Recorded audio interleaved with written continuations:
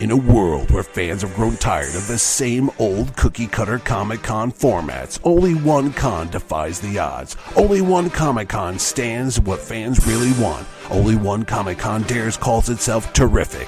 That's right, this August 17th through the 19th at the all-new giant-sized Mohegan Sun Expo Center in Uncasville, Connecticut comes Terrific-Con. Connecticut's Terrific Comic-Con is back with New England's largest gathering of comic book artists and writers. Plus, Terrific-Con delivers actors from your favorite TV shows and movies. And there's an all-new expanded gaming section as we give you tabletop gaming, video games, and so much more. Plus, don't forget, all kids 10 and under get in free at Terrific-Con and can be part of the all-new All Yeah Kids Comic-Con. Join us for 3 full days of Comic-Con action only in Connecticut at Terrific-Con. For more information, go to our website, www.terrificcon.com. Hey everybody, welcome back to Word Balloon, the comic book conversation show. John Suntress here, really excited for what's planned for Word Balloon in the next couple of weeks.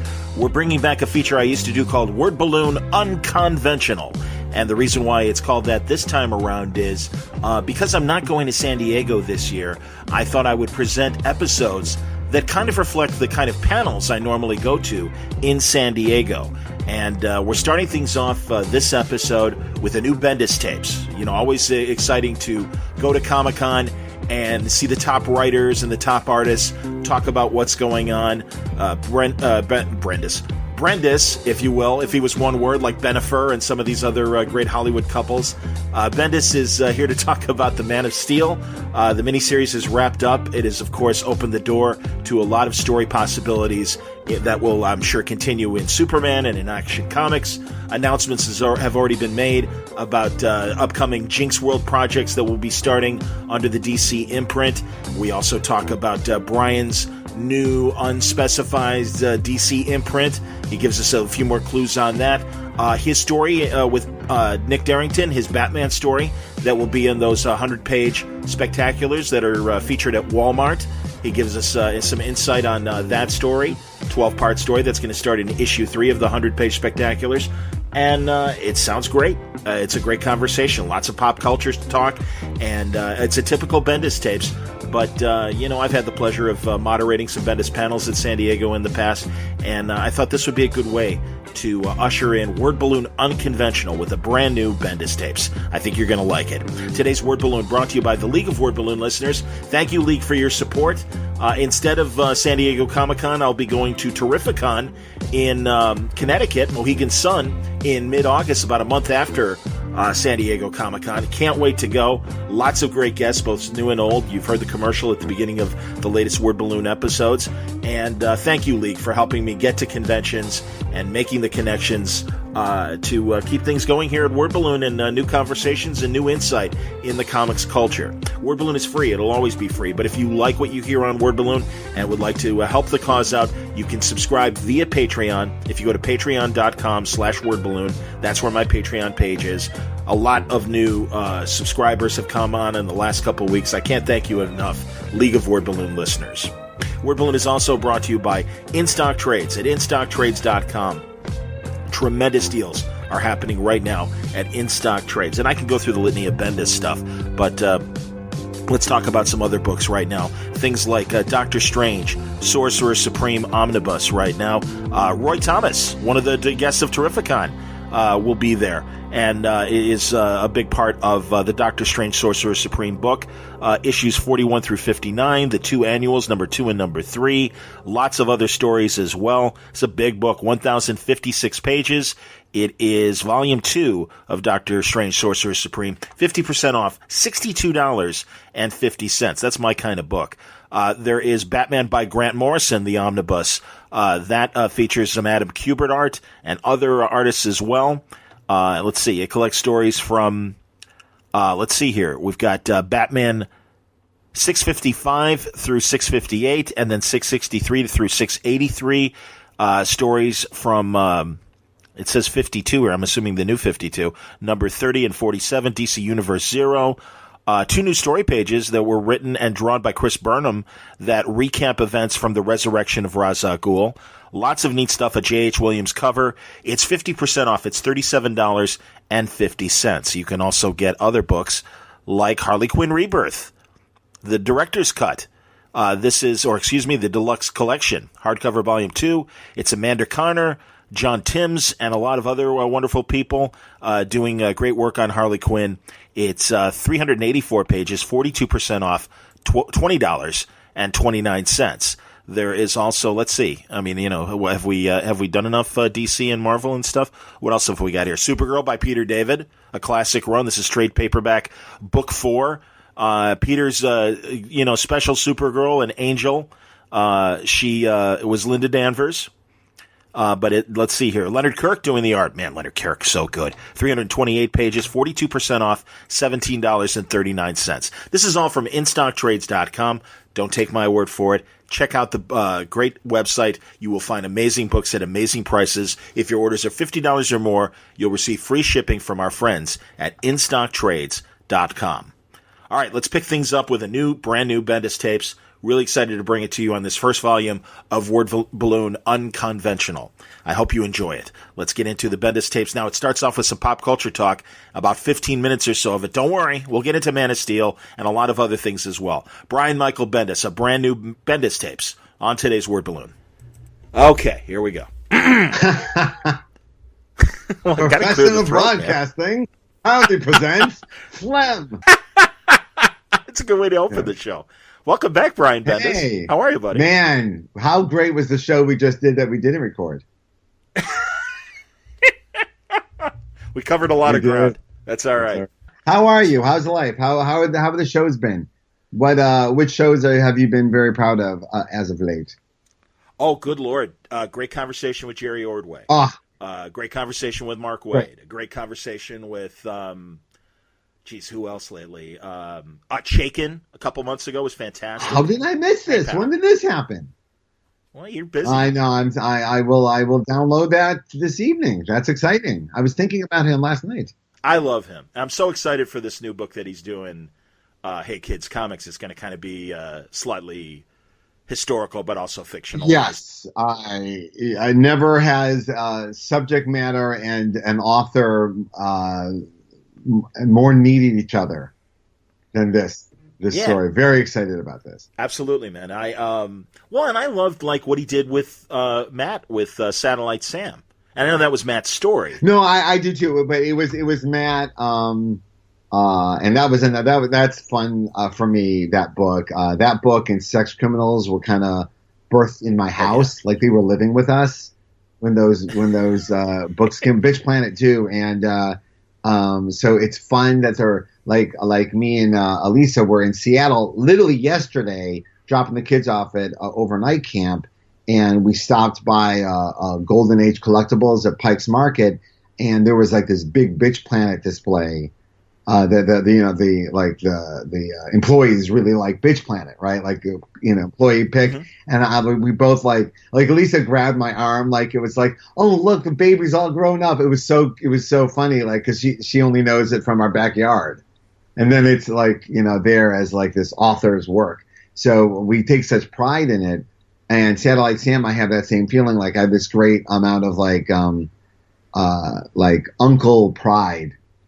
I watched him birth this thing that he wanted to be so good that it was worth Howard Chaykin's time. You know what I mean? He wanted to create the greatest Howard Chaykin story that even Howard Chaykin would stop what he was doing to draw what he also agreed was a great Howard Chaykin story. And that's what Satellite Sam was. So on top of it just being a great comic book, it achieved its goal as a creative, on a creative level. And and it was a lofty goal. So I am so proud of my friend when I see that I just smile and shrug. It's somewhat. Yeah.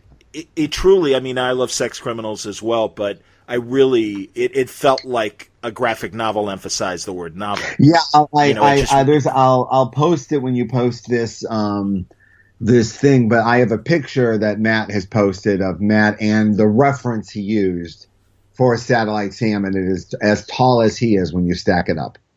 Is that's how much he loved and deeply researched the material for that book. That's excellent. No, it's good to hear. And Chaykin, I loved. I don't know if you saw it, but he did that Hanna-Barbera Rough and Ready. Hilarious. I somehow did not.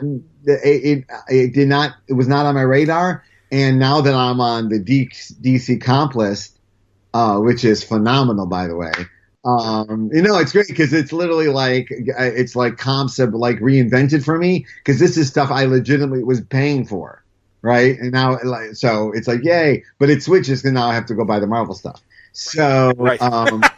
But with this, in the last box right on top was Rough and Ready by Howard Chaykin, and it felt like a fake comic book from Mallrats or something. Like what? Like what is this? And it was real. It was very funny that you mentioned that.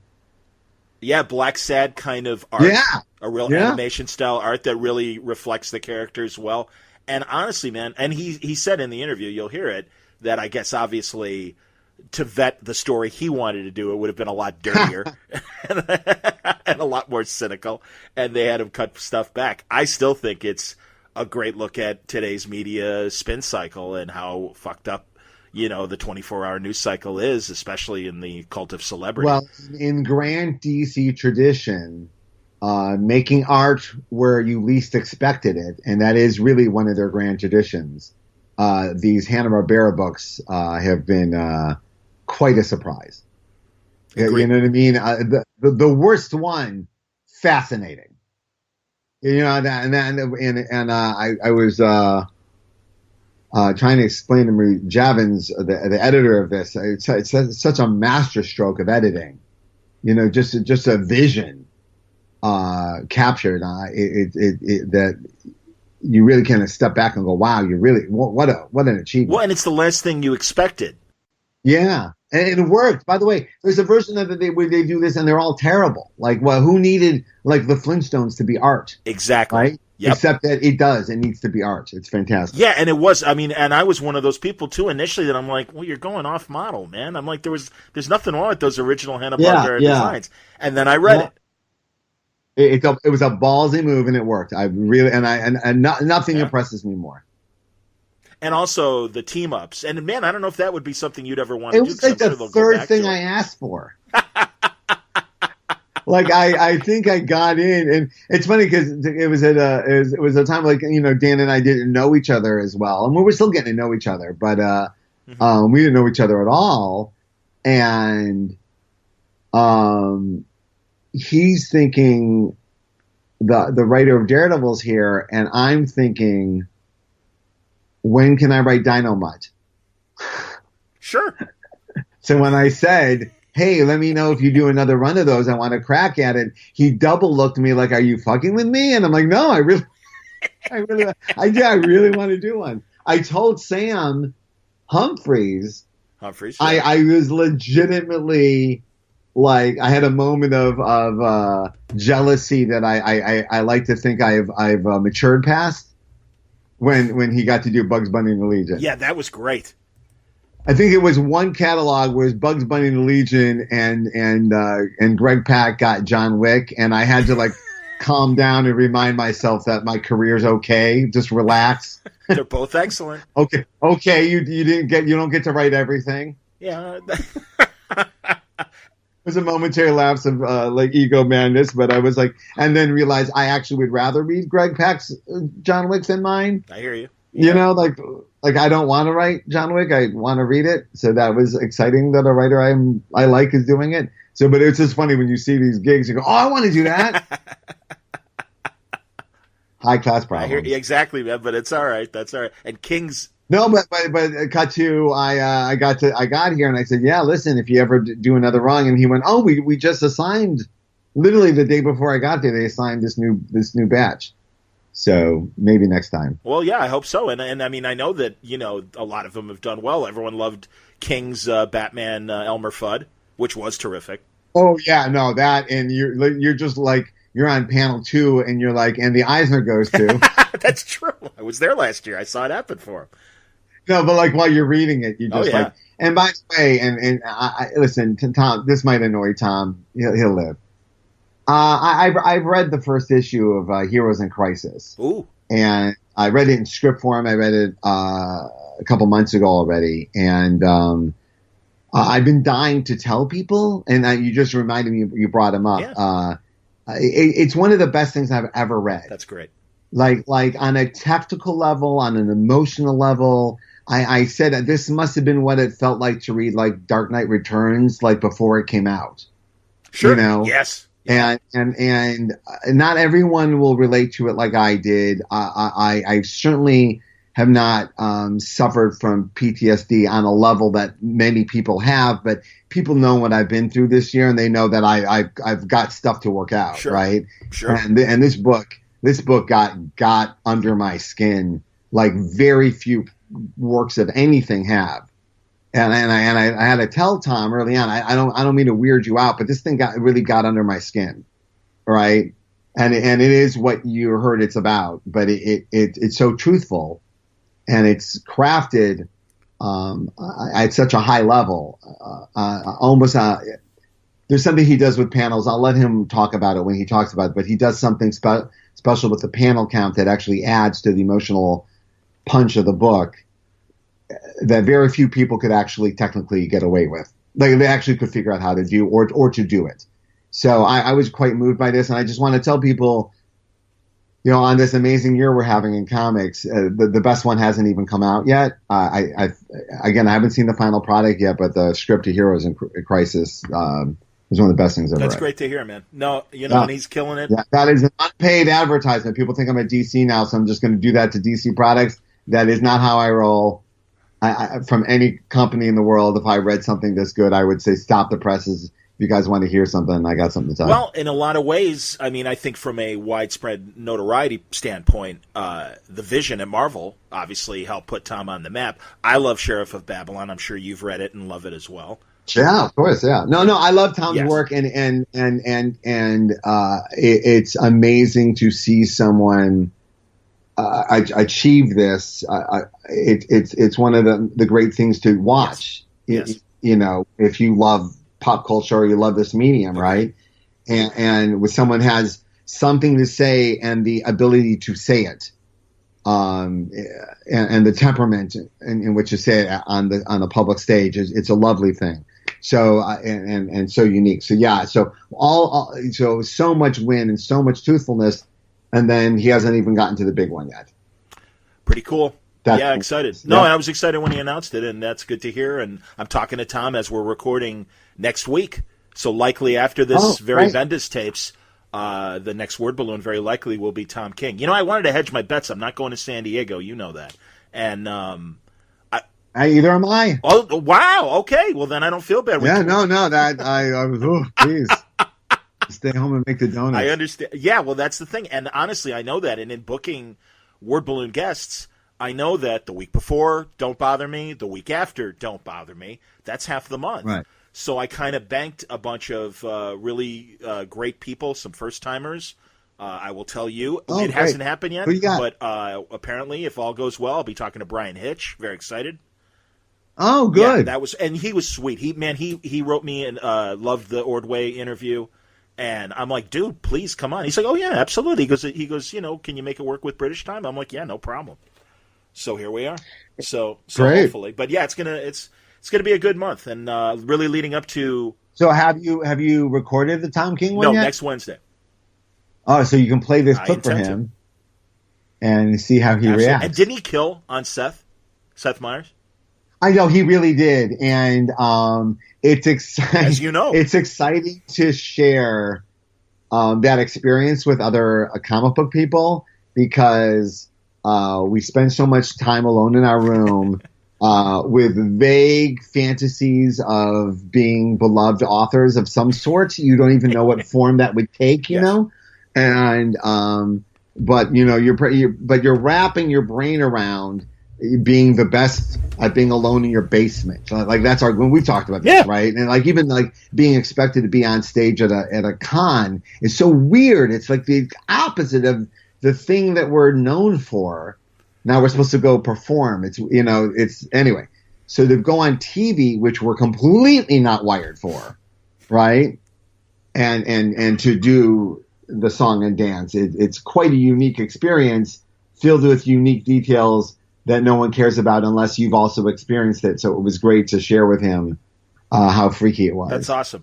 And it also is, and Matt had gone through it as well. Yeah. Also, I get such a jolt out of every comic book person that gets on Seth Meyers, and I think I told you this when it happened a couple years ago, was when I was the first comic book person they had on, and they in the dressing room, the producer of the show, who was a huge fan of comics, the creator of the Awesomes, said, "Oh, I really hope you do well. We want to have more comic book people on.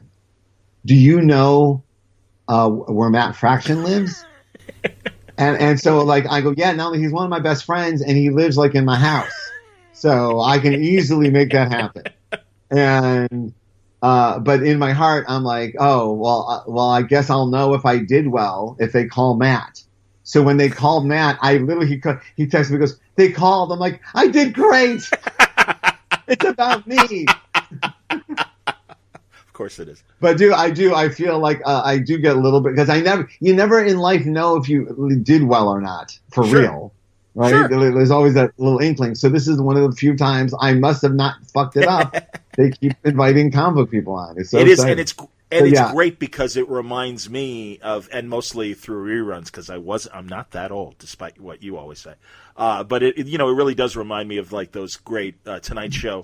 When Jack Parr used to have Calvin Trillin would show up on the Tonight Show with Carson, and or even like you said, even going back to Parr and Steve Allen when they would have authors, Gore Vidal, that stuff. And also like. As we talked about, I was a kid of Letterman in the 80s, and Harvey Pekar would come on. Yes. So I'm a aspiring Cleveland comic book creator, right? Of course. And there's the only other Cleveland comic book creator I know of is on my favorite and my only favorite TV show. So at the time, the one I was obsessed on. So to be on the modern version of that, to me, was very exciting. And so to watch. And so every time one of us, like Asana was on there, and Asana killed. I thought I'll have to find that. Matt did amazing. Sana killed. But like everyone's in really, really great. But knowing how much we like to sit alone at our desk, to see someone like Sana just come to life on TV is so exciting. Excellent. To me, and anyway, so we got to share our memories of that. That's excellent, and really for old Letterman fans who really did love the original show, YouTube, there's a few people that have really edited together all of Pekar's Letterman appearances, and it is classic Dave. I mean, it is first season Dave Letterman. It's great. Did we talk about Letterman talking about Harvey Pekar recently? No, tell me, I didn't see that. It was where was it? Was it on Norm or Howard? It was on Howard Stern. He talked about if he had to do it all again, he would have treated Harvey Pekar with the respect he deserved and not as a joke. I was wrong to do it. I didn't understand his cultural importance or his literary achievement. Wow. At the time, and I was all in reaction though, because it was the 80s and I was just reacting. Sure. I would just keep my show on the air. This is what he said. I was like amazed that he said this out loud, because honestly, as a deep fan of Letterman, it was probably the one thing that really always bothered me. Understood. That he never saw that Harvey was great. Right. You know what I mean? Now, Harvey was in the ass for sure. Like, he wasn't wrong to treat Harvey the way he treated Harvey, but there was another part of it that you think Letterman would have known. So it was amazing that decades later, he went out of his way to announce to the world that that's the thing he regrets the most. That's cool. That's really cool. And he said if he was still alive today, he'd have him on his new show. Oh, man, that would have been great. And I'm glad you mentioned that, because that Netflix show is so good. It really is, I think. I have to build up some temperament for it, because it is really emotional sometimes, that show. Yeah, like it's like old man Letterman dealing with some shit. Yeah. Yeah, it's fascinating. The Stern conversation. I have to admit, when he does the field pieces, just as a viewer, it kind of takes me out of the conversation. And I appreciate that he wants to do more than just have a conversation. But knowing that he is the consummate interviewer and broadcaster that he is, That's really what I come for. And I mean, the thing that he did with, and I forget the woman's name, the Pakistani woman that's such a wonderful freedom fighter, when she was at Oxford, that was amazing. And that was a really interesting field piece, and I loved. Oh, Malala? Yeah, yes, Malala, is it? Yeah. All right, Thank you. And Buddy Guy, him eating chicken with Buddy Guy in Chicago is fantastic. And I've had the pleasure of being an acquaintance of Buddy Guy's in my years at XRT, the rock station that I worked at. And he is just a great down-to-earth genius of a man. So that was cool too. But yeah, I had an interesting reaction to the Obama one. I thought, well, that was really good, but we didn't learn anything. Like, it was a lot of effort, and we didn't learn anything. And Letterman was so emotional during it. Like, he was very upset with himself about what he was doing while the world was in turmoil, right? And I walked away going, I was weird that they went to such effort. I'm not sure we learned anything. And then I'm like, oh no, we learned something. We did. We learned that, like, Letterman's like journey here about like what the fuck was I doing?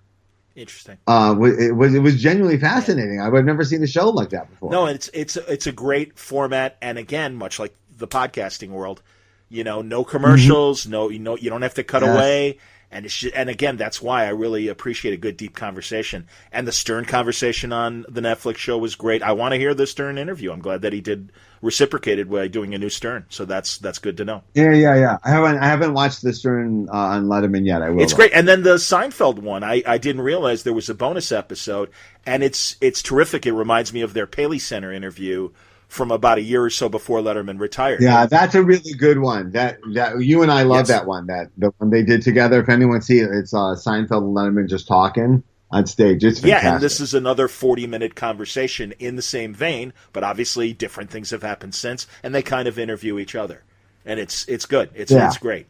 It's great. So there you go. All right, we got a lot of good pop culture stuff out of the way. Look at us just throwing shit. We're all over the place. This is what we do, as you know.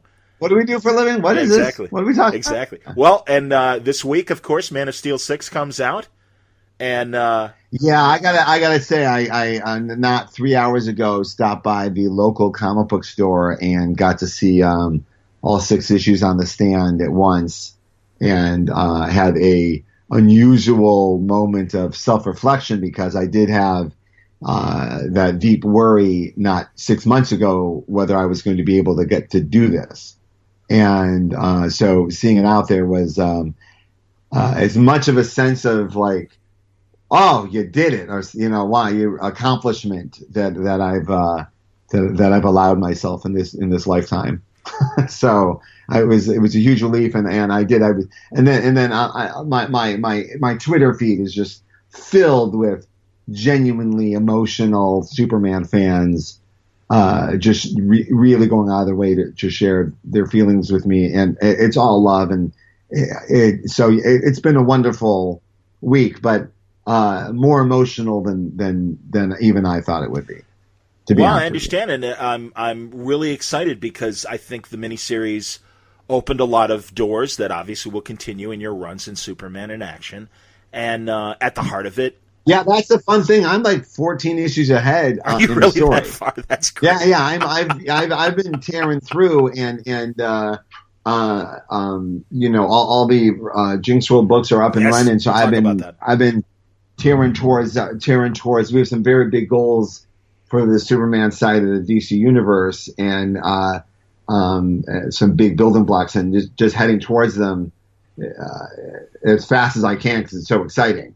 So it's exciting to see people so excited about where they are in the story so far, because good, you like that, because we haven't even gotten to the good part yet. It's a very exciting place to be. Well, yeah, I mean, and it does feel like second year Ultimate Spider-Man feeling to me, if I can reference that. Like, I'm that far ahead that it feels like you don't even know how excited you are. Excellent. Well, that's great, man. Because I think we have a great Metropolis story getting started with the arson stuff, and a great reveal in issue 6 that the kid thinks it's Superman that's doing it. I like the female fire chief Moore. Is that her name? Yeah, Melanie Moore. Excellent. It reminds me, and I don't even know if you read this a few years ago. J.T. Kroll was doing a really great Batman Beyond era Superman story in the Batman Beyond book.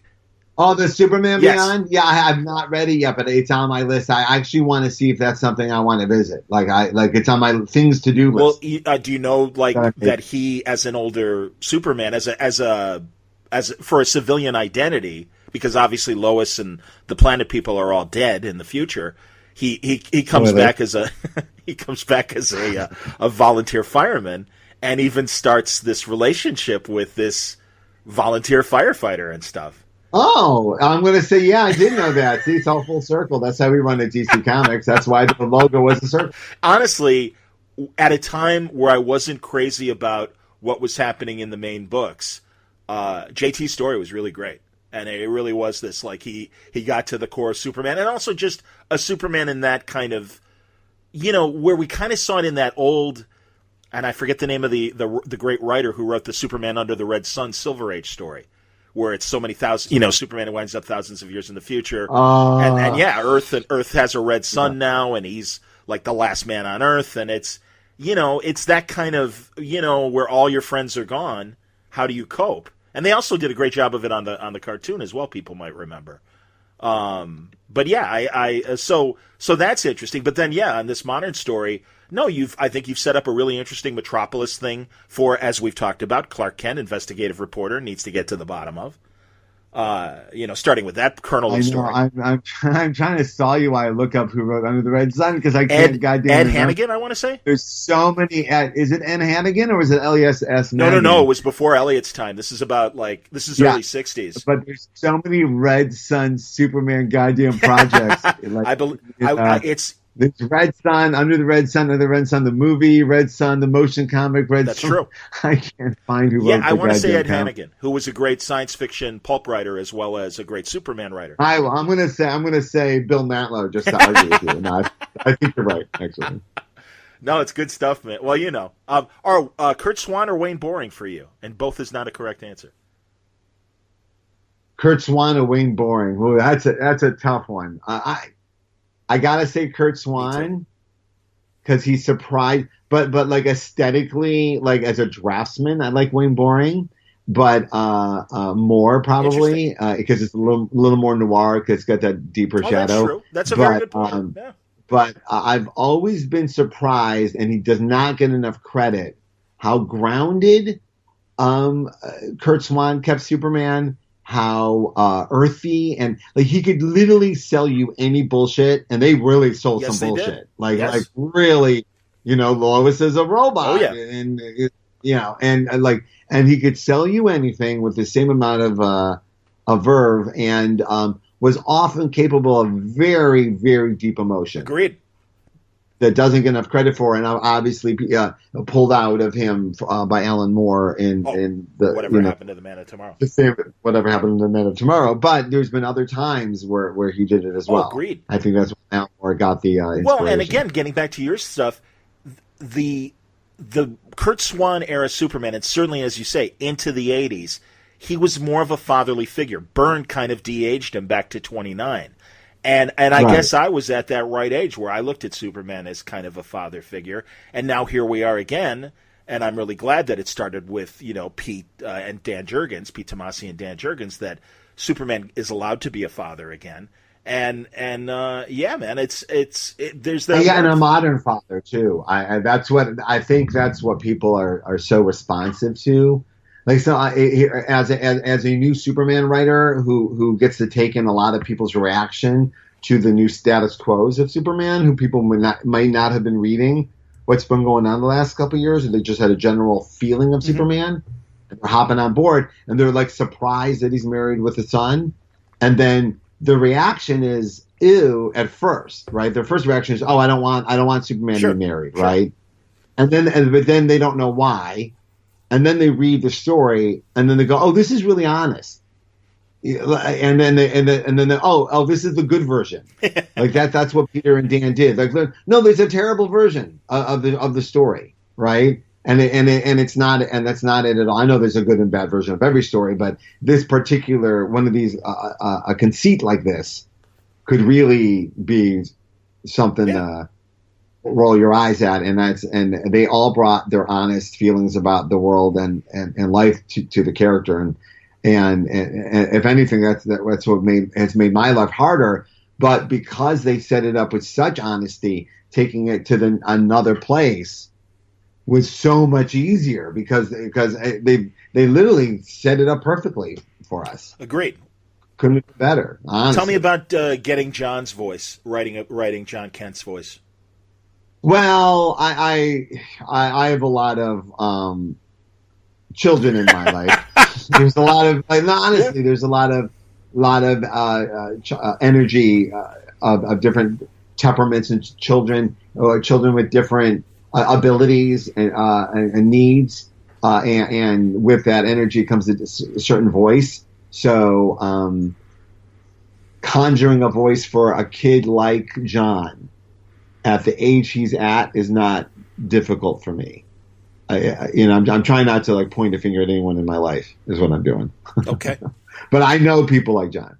Okay. I as far as I'm concerned. So it's easy for me to get there. He's a very honest kid. And I think, yes. and much like Jason Todd or Damian or some of these other kids, they could, and Damian, I think, has found his center.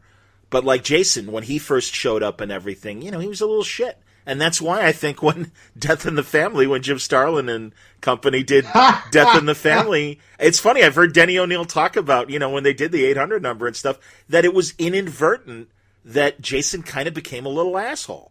And well, also, may I say, I can't remember if we've talked since then, but I posted online my findings from the DC archives on Instagram. And one of them was the other page from Death in the Family if people voted to save him, and they were almost sure that they were going to vote to save him. They had prepared the art I've for seen press. It, absolutely. I did not know it even existed, so I was almost everyone I know in comics saw this and went, that exists? They were completely amazed. That's hilarious. That it was. No, it's great, and great. Because it just feels like there's no way in hell he was going to live, no matter what anyone voted. They were just going to tell their story, but no, they really were going to go with whoever way the wind blows. And it's a beautiful Jim Aparo splash page, absolutely, man. And it's this joy. Well, and honestly, that's what makes Jason interesting. And I think this failure of Batman's that will always be there in terms of everything he said to him when they resurrected him in the Judd Winnick story, Under the Hood, was totally real. Of what do you mean he didn't kill the Joker? What do you mean he didn't look for me? What the hell? I thought I gave everything to you. I trusted you, and you abandoned me. And it's a real great, and that's the thing, man. This is what makes, as an older reader, hey man, I love, as I always like to say, Superman crashes through the wall, clunks the bad guys' heads, the bullets bounce off of him first, he clunks their heads, he flies them off to jail, end of story. That's great. I love it. But now it's time for, much as you did with Marvel, to have some of the conversations and thoughts behind the actions that we didn't see before. And it's not just you. A lot of other writers are obviously doing. Tom's doing it in Batman, clearly. Scott did it while in his run in Batman. He's doing it in Justice League now. But yeah, it's a great time, and as an older reader, I want a more complex story, and that's what we're now getting, and certainly what you've done so far in Man of Steel has shown that. Well, you know what, it's funny, the complex story versus the fun, it's just as hard to make a fun. It's as complicated to make a fun story as it is to make what is considered a complex story. Does that make sense? Yeah. It's all getting to the root honesty of the moment, right? And that in itself can be very difficult. Some people just cannot do it; they do not have the ability to do it, and others live there and can't do anything but be honest, right? And I admire that a tremendous amount. So. I just saw The Incredibles 2, which I thought was one of the great achievements in the genre of all time, and it was that perfect example of, it was so emotionally true that it appeared complicated, but it wasn't. It was just emotionally. Does that make sense? I'm with you. It was so honest that it brings in you so much truth that it brings up all your truth, And you go, wow, I just had a complicated experiences with the story, and it's just no, because they got That's there. awesome. Just it gets you as a, and like for me, like it gets me as a father, and it gets me with son and daughter, and it gets me reminding me what it was like to be a son. You know what I mean? So it gets you all over the place. It's a tremendous movie. I know some people like, oh, it's not as good as the first. I think it's far better than the first. Almost interesting. Yeah, I really do. I think it's the Godfather 2 of animated movies. That's fantastic. That's a good pull quote. I like that. Damn right. Yeah, I was going to write him a fan letter. Contact Brad Bird immediately. Absolutely. That's. Yeah, I literally. Oh. That's great. Mm. I'm excited. Yeah. No, I've been too busy. I finally saw Solo last week. I loved it. I don't understand where the hate's coming from. I didn't think it was perfect, but I found it incredibly entertaining. And sorry, haters, I'm just on the other side. Yeah, I guess we're gonna have it out here on the radio, buddy. I gotta say, I really didn't like it. Wow. And I don't want to not take away people's enjoyment of it. I've lost all taste of that. Like I know some people really get off on really ruining it for people. Like it's not enough for me not to like it, but I can't imagine a movie I was looking forward to more since 1977. You know, the cinematography was baffling to me. Oh, interesting. Like it was almost like in blurry black and white. Was it Ron Howard's regular guy or not? Because you pay more attention to that than I do. No, it wasn't. But he doesn't have like regular guys, but he does work with the best guys, and that's Ron Howard is an exceptionally visual director who has made scrumptious movies. Sure. Cinderella Man is gorgeous. That movie, love it. Right. So I'm a rooting for Ron Howard guy. We let this month. The Bendis Friday night movies have been splashing big. Nice. So we've been, and I know big is Benny Marshall. Shut up. That's okay. So, but I've been Ron Howarding my children. Like I'm, so I have no hate in my heart at all. But boy, oh boy. Yeah, I mean, honestly, I even had the movie crush on, and forgive me, I forget the actress's name and the character's name. But what is that? Well, exactly. I'm one of those guys. Absolutely. It's Star Wars. First time you saw Star Wars, you knew their names. That's fair. Tell me the bad guy's name. Who was he? Because my son turned to me in the movie and said, "Who's the bad guy?" It's Star Wars. You should be able to tell. Oh, that's interesting. I thought Paul Bettany, and again, I don't remember his character's name, but I thought he did great, and I thought Woody did great. That could have been a stupid character, and I was okay with it. I thought he did fine. There were a couple hokey moments. The way Han Solo got his last name, it's like, yeah, whatever. Well, I'm a big fan of that actor. Love Paul Bettany. I'm on his side. He's amazing in the Coen Brothers movie. He's great in what's Hail Caesar. Oh no! Okay, you're thinking of Han, obviously the main actor. Yeah, okay. I was saying Paul Bettany, the bad guy, but no, me too. Paul Bettany. No. I like all those actors. They're all good actors, but But a lot of people don't know Han Solo from. Well, and I always forget his name as well. And it's so funny because literally I was talking with Art and Franco like 2 days ago. Well, I know it's not. He's not the same guy from Baby Driver. Go ahead. I'm sorry. He is though the same guy that was in, as I'm sure you saw, the Warren Beatty Howard Hughes movie. Rules Don't Apply. Are you sure that wasn't Dilbert Maroney? That was definitely not. Yeah, I know. I know. Too. No, I did you like that movie, the Howard Hughes movie? No, I'm a huge. Warren Beatty's probably my all-time favorite director, and it's a sketch at best. Oh, I liked it. It is much like Hitchcock and other directors. It is a lesser work of a much stronger director. Fair enough. Okay, and I agree. I definitely think that's true. There's nothing wrong with it. I was very entertained by it, but knowing what Warren Beatty, Red's era Warren Beatty would have done with that story. Sure.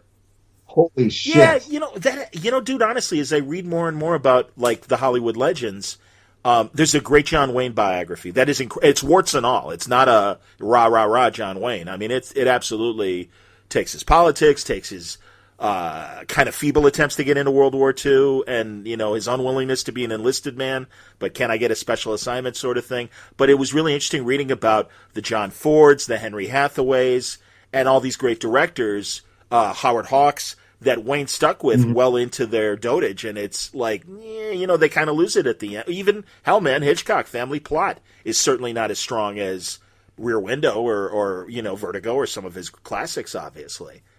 Yeah, and by the way, Wolf of Wall Street's probably Scorsese's best technical movie. So it's not a universal thing that people lose their edge as they get older. George Miller. Not, you know what I mean? Yeah, no, yeah. Oh, by the way, and everybody behind the scenes in that movie, that cinematographer is in his 70s too, and that's the best work that guy's ever done. So it's it depends. Yeah, I'm not a believer in the you lose it as you get older. Necessarily. But it's not a generality I believe in, but in this case, it is you couldn't help think that a younger director would have murdered Interesting. that stuff. But well, I appreciate what you're saying, and again, also Scorsese did a better version of the material already. Sure. He touched upon all the truths. He touched upon all the truths of that story from a better perspective, with much edgier. I watch anytime Aviator is on. I immediately will. It sucks me. I can't take my eyes off it. I'll never turn it off. I'm with you. No, I'm with you. Yeah. So back to Man of Steel. Yep. No, it's hey man. We are so people awesome. love this. You know that. For people don't know who just tuning in, John and I have been doing this for many, many years, and our friendship grew over the course of the podcast. And one of the joys is that we can start on Superman and end on Warren Beatty and have absolutely no idea how we got there, and then and you will listen and go, we don't know why we. It's kind of our recommended reading and recommended viewing list as we do these things for the newbies. So yes, and hey man, honestly. A great response from our last conversation in anticipation of the Superman work. So thank you. I know there are more new listeners, so thank you very much for joining and liking what I'm doing here and liking hearing Brian and me talk. You are right. I should have opened with that. May I say, I did tweet about it at the time, but our conversation about my illness and everything, I saved a lot of that stuff for that podcast so we could – because none of it was really tweet or bloggable. It's a conversation, and the response was really overwhelming. To me, at least in my face, it was people really were overwhelmingly warm and generous with us. So thank you. Absolutely. Yeah, it's we talk. It's almost like you're talking into a vacuum when you do a podcast, right? You put it on iTunes, which is like the coldest thing in the world. Right, a little white line, and you put it on there and go, all right, and then it's so abstract that people hear it, but other than you see the numbers, right? So when you really feel people responding, it's lovely. No, it truly, I appreciate it as well. So thank you very much. So back to Man of Steel. How do you say this villain's name? Rogol Zar. Rogol Zar. Okay. Yeah, as I said in the last podcast, Rogol was the name of the doctor who right. Helped save my life. She was a very amazing, but very, very all business German doctor who ran her staff very, very determinedly. And so for many days, I couldn't see her. I would just feel her presence and her reaction to her, pushing on my face because I was very swollen with a MRSA infection. And then I would be Dr. Rogol.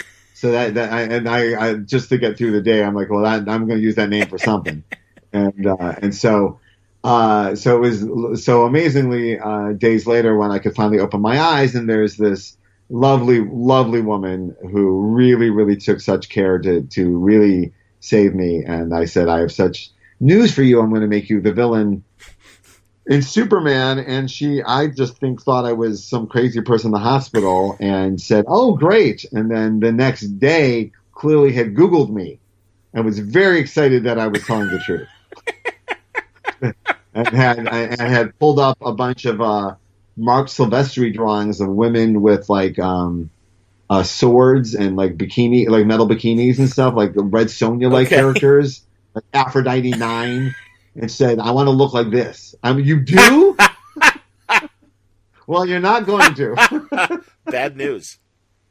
Yeah. So I liked, and we haven't had a chance to talk. You were very kind to send me in advance the first issue of Man of Steel. You and Mike Shelley. Yeah. I thank you guys for doing that from DC. Sure. The Council of Aliens at the beginning of the story, and I know Zaradeth is in there. Adam Strange's father-in-law from Ron. Mm-hmm. Yep. Do we know the other people that? And obviously there was a Guardian there. Starfire's dad is in there. And Guardian. Appa, the once unhinged member of the Guardians, who has since passed in continuity, but he was there and was a big part of it. And two new characters, which we are going to be meeting in the pages of Superman, Supergirl, and Elf, and other places as we build up the galactic side of the DC universe a little bit more, as are the some of the Justice League books. That's excellent. And honestly, for a moment, Zaradeth is really one of my favorite characters, and especially again since the Silver Age, how he's become more complex with the Kubert's Adam Strange book and Andy Diggle's Adam Strange book. All the different iterations, and it's cool to see him go that far back century-wise or whatever to Krypton's explosion, and that he was, present and active in that way. Yeah, that casting came together very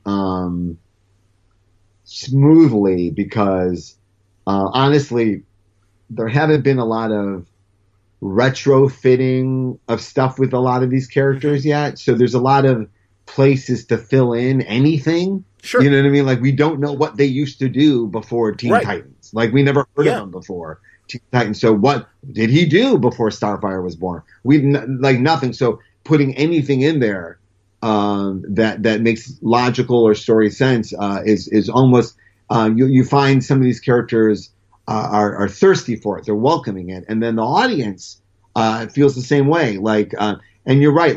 When you read some of this stuff, I go, "Oh, this writer felt the same way I did when I read some of this stuff in the 80s and 90s. Like, oh, there's more meat on this bone. Like, there's more story to tell here. I hope someone tells that story, and then you're surprised. Oh, I'm the person. I get to tell the story." So that happened to me at Marvel, obviously, quite a few times. So it's quite surprising. I guess I was at Marvel for so long that it wouldn't be a surprise to me that one day find out that I would have eventually written, let's say, Fantastic Four, right? Like, that wouldn't, because I work there and that's something they publish.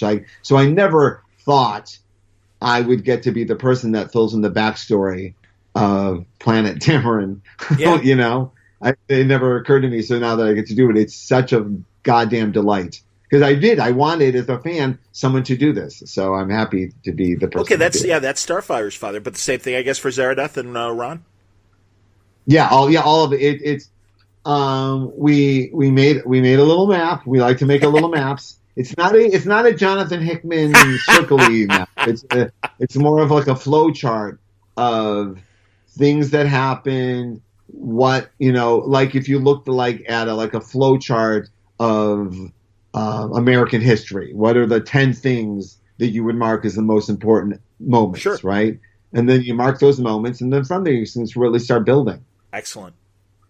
And you're going to see, I posted some art on Instagram yesterday on DC's Instagram account.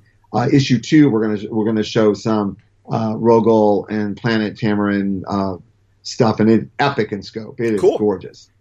That's awesome, man. No, that's great, man. And again, us older readers are like, "Oh, that's fantastic," and that's great that there are two mystery people that were of that council that will be explored later. So that's very good. I wanted to make sure. I'm like, should I recognize these people or not? So there you go. Yes, when I was a devoted reader of Legion of the Superheroes during Great Darkness Saga years and beyond. They had a great capacity to let you feel right at home, let you know everything you need to know, and also feel like there is so much more story here. Holy shit. Yes. There is so much going on, right? But never made you feel buried in it, like it's impenetrable.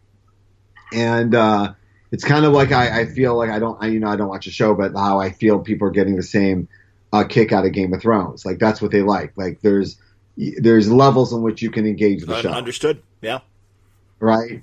And so I always feel like with stuff like this, with grand continuity, and Avengers was a book with grand continuity, right? Not just following a character along the thing, but this group of characters, their actions is creating an enormous effect on their universe. So it's so this epic continuity, this grand continuity, is something I'm looking to achieve in Superman, because that's the language of Legion kind of came from Superman, and I kind of want to like have that feeling when you're out in Superman's universe. Does that make sense? Because we get Clark's universe, but Superman's universe is much more complicated, and I want to fill in with stuff like that. So we've created this like the history of the DC Galactic, and these are like the elements, and we'll be unveiling them as we go. Well, and you closed a chapter of the Superman universe, Kandor. Wow. Yeah, Yikes. I know. I was genuinely surprised. I didn't get my ass kicked as much as I thought I was gonna. I wasn't looking for it. To be fair, I know some people like when we joke about it, they think I'm looking for a fight. I'm not. I'm genuinely not. But the story was writing itself, and it was one of those. It wasn't a planned moment. But when the character got to the place, the moment revealed itself, and it scared me when I was writing it. I went, oh no. And then it went, oh yeah, that's it. We're there. That's the oh no moment. If I'm saying oh no, and then I handed it in to the editors without having like pitched it, and it got the reaction you want, which is, oh no. But they were cool with it, obviously. Or were they not cool with it? I think because we handled it with such tradition, it went well. Also, there hasn't been a lot of Kandor in the books. So it wasn't like, and also the most people have heard about Kandor was them being terrorists in Dark Knight 3. Yes. So I think they're pretty much okay with it. I understand. Well, and no, interesting timing, and well, certainly, were you aware of where Krypton was going while you were writing this, or no? No. I was told I was in good company. But no, and I certainly didn't. I wouldn't want to be influenced, or like everyone tell their story. Sure. Yeah, definitely. Yeah. Although sometimes it does make sense to be in sync with what is going on in the movies or television. So. But because their perspective, no, because we had the conversation, and was their perspective, and the story they were telling was from like this year one, like there's no place where this story is going to touch that story. And also, no matter how our story pans out, it doesn't affect what happened to Krypton.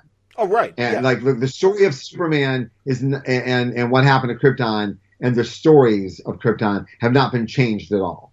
Nothing changes.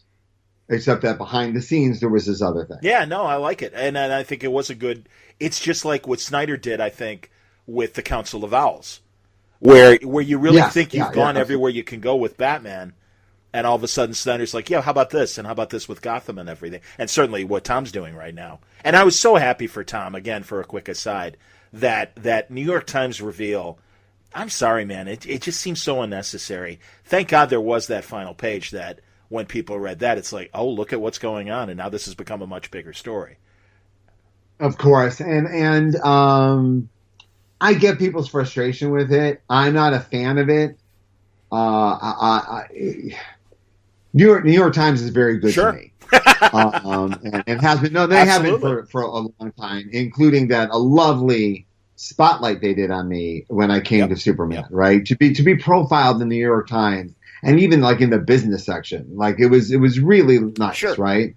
And then someone who I'll never meet, who I never spoke to, changed the headline to "Can someone save Superman?" Like, right, which is insulting to everyone who's ever touched the character, in any medium, right? And a headline that I would have begged them not to do, and a headline that I, of course, would have passed on the article if I knew that was the headline.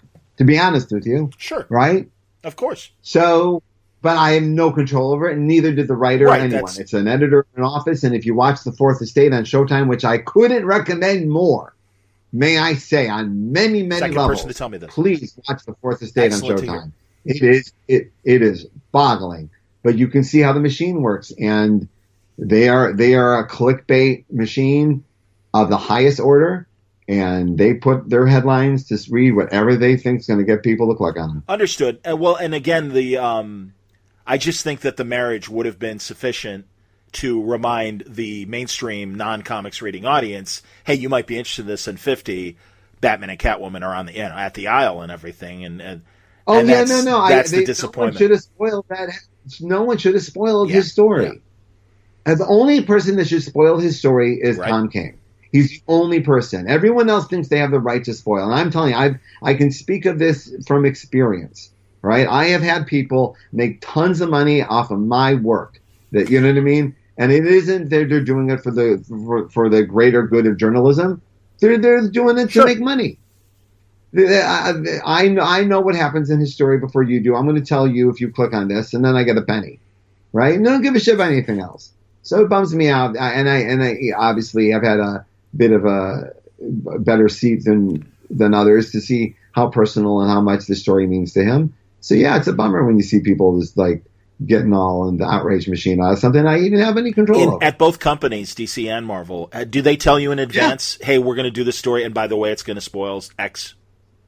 More so Marvel, obviously, because of the track record you had there. Yeah, and Marvel, but it'd be a meeting about we're going to leak it.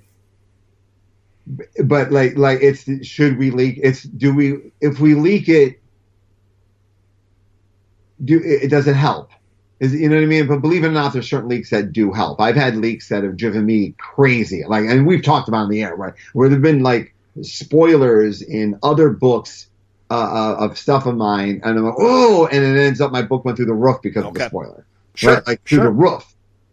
And so it's always like frustrating that I can't even be frustrated on my high horse because it all kind of worked out the way you want, which is that the book did well and everybody had a reaction. So, so it would be, we're going to spoil this, or it'd be like, they are going to spoil this, brace yourself. Okay. And that is a bummer. This is running in 2 hours, gird your loins. and that has happened. There's nothing we can do. I think we found our title for tonight's episode. Gird your loins. Gird your loins. I think it's from The Devil Wears Prada, ladies and gentlemen. That's not saying. I of course told you I'm happy for you and Olivia that Mamma Mia 2 is coming out. Well, I was laughing as what you were texting me about that because you're right. Because Olivia, in our house, just my daughter is a film student and. Of course, despised Mamma Mia as much as her cousins that are the same age love Mamma Mia and think it's the Star Wars of our generation. And these are her nieces are like my daughters. I love them dearly, and I can't wait for them to see that what is clearly a terrible, terrible, awful Mamma Mia too. And it's so funny. My daughter came barreling down the stairs and goes, "Meryl Streep is so clearly dead in this trailer." It's so funny. What do you think killed her? And I said, Pierce Brosnan singing. But what was funny, to rewind a little bit, was school's out, and my daughter is starting a lot of intense film stuff in the fall. So she came down and she goes, "Hey, can you start showing me some of the films I'm going to see in film school in the fall?" And I go, "Oh yeah, absolutely." She goes, "Well, let me get a list." I go, "Please, honey, I know the list." Darling, come on. So we've been so while you were goofing on her about watching Mamma Mia 2, she was actually sitting on my couch with a little notebook watching Goodfellas for the first time, and it was and we had the best time. Honestly, it was people who know this, to showing your kids at any age anything is great, but once they're at that age where you can really show them art and discuss it, it is so great, we had the best time. And of course, the highlight of the thing is she's riveted. I mean, it's not her first Scorsese. She saw Hugo. Okay, sure. But I'm an adult watching an adult movie, Scorsese, yes. And right in the middle of the movie, she just turns to me. She goes, "B movie." I go, "What?" She goes, "That's where I know Ray Liotta from." He was a voice in the B movie? He plays Ray Liotta in the B movie. I had no idea. I haven't seen Seinfeld's B movie. He's Ray Liotta as Ray Liotta in B movie. That's the only place a young woman would have ever seen Ray Liotta. Or the Chantix commercials, of course. Of course. Which I targeted right on my 15-year-old daughter. It's on right in between Andy Mack and whatever. And the walk-in tubs for the retirees and everything. Sure. Terrible. All right, so back to... You know what TV you're watching. Me TV? What are you talking about, man? Dana Gould. I love Lucy reruns. Dana Gould and I totally bonded over that. It's true. It's where and I've got the new cell line for Me TV, where television comes to die, and it's it's kind of true. It's kind of true. Come on, man. Perry Mason every night, twice a day. Thank you. Twice a day. Yes, Your Honor. All right, so back to Superman. Jor-El. I'm really glad you picked that up because. Yeah, what a gift from Mr. Jurgens, and I think we talked about this when we first talked about. I started reading, and I called over and I said, "Oh, who is he really?" Like I thought, is it really Mixelputs or something? Right? And they go, "No, it's wow. Jor-El." I'm like, "Oh, great!" And they go, can you live with that?" And I'm like, "Oh, this is like a Hanukkah present." It is. So yeah, we have you want a relatable Superman? Here comes Jor-El. Right, and again, you will relate. Trust, I will relate. It's exciting. No, it's exciting, and I love. Again, even those conversations that we've gotten so far in the 6 issues. Well, I guess the couple issues that he finally appears in. But yeah, that whole thing of I sent you here for a mission, and it wasn't just to pull people out of a burning building or whatever, however he says it.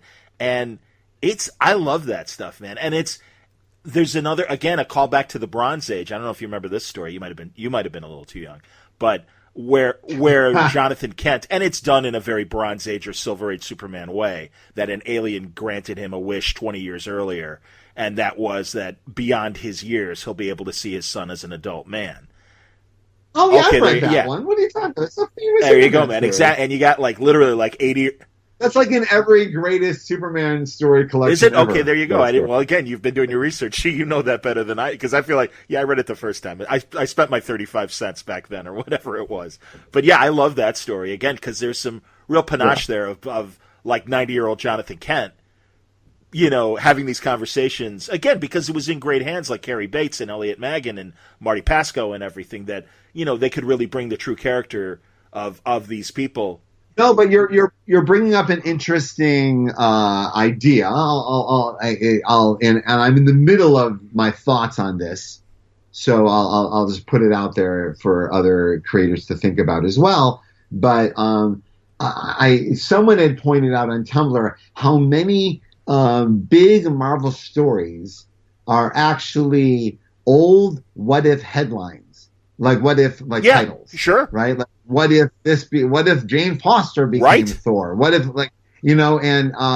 and what was interesting, and I know for my point of view that it was all deep subconscious, right? But I love those what if stories, and I love DC Elseworld stories, and I think what we loved about them is that we knew we were going to get to a real truth, right? That the point of this this journey outside the normal was we're gonna get to a real a deep reveal about the character that we couldn't get normally, or we're going to get to it faster or deeper, right? And those are the good ones. Gotham by Gaslight, any good what if, blah, blah, blah. And I think that for creators like myself and like Jason Aaron and whatnot, who grew up with that stuff, we would often find ourselves with getting a deeper emotional truth from those stories, Dark Knight Returns and Watchmen included, right? And now that we have found ourselves in charge of the books, that you go, well, why can't I get to that emotional? Like you know what I mean? Like well, that emotional truth should be in the book, not in the fantasy about the book. Sure. And I think that subconsciously, when you find something like that, like, and I'll say about Superman 2, like, I would often be moved by those stories. Those imaginary stories would be quite moving. Agreed. More moving than a normal Superman versus Lex Luthor even story, in the Silver Age. I completely agree. Absolutely. So I'm saying to you that I think subconsciously, like looking at my choices and just the last few issues that I just reread, getting back into my Superman run for myself, that I said, oh, look at that. I've not ripped off any of these old stories, but I'm certainly gunning for that emotion. Does that make sense? Yeah, of course. No, awesome, man. All right. So I've been thinking about that. I've been thinking about other writers too, and what our goals have been and where they've come from and who really inspired us. And everyone goes, oh, Frank Miller and Alan Moore really inspired you. And I'm like, really, was it? Because then you start pulling apart what their favorite thing ever was, and it was something by Marty Pascoe or Bill Mantlo. Yeah. You know what I mean? And or you know, so it starts to get into a much deeper discussion about, you know, where you were really getting your truth nutrients from the character from, like which creators really carried the water. Like Dan Jurgens carried Superman's water for 30 damn straight. years. Yep. 30 years. And only now can we take a step back and give him that slow golf clap that he so Absolutely. deserves. For doing it,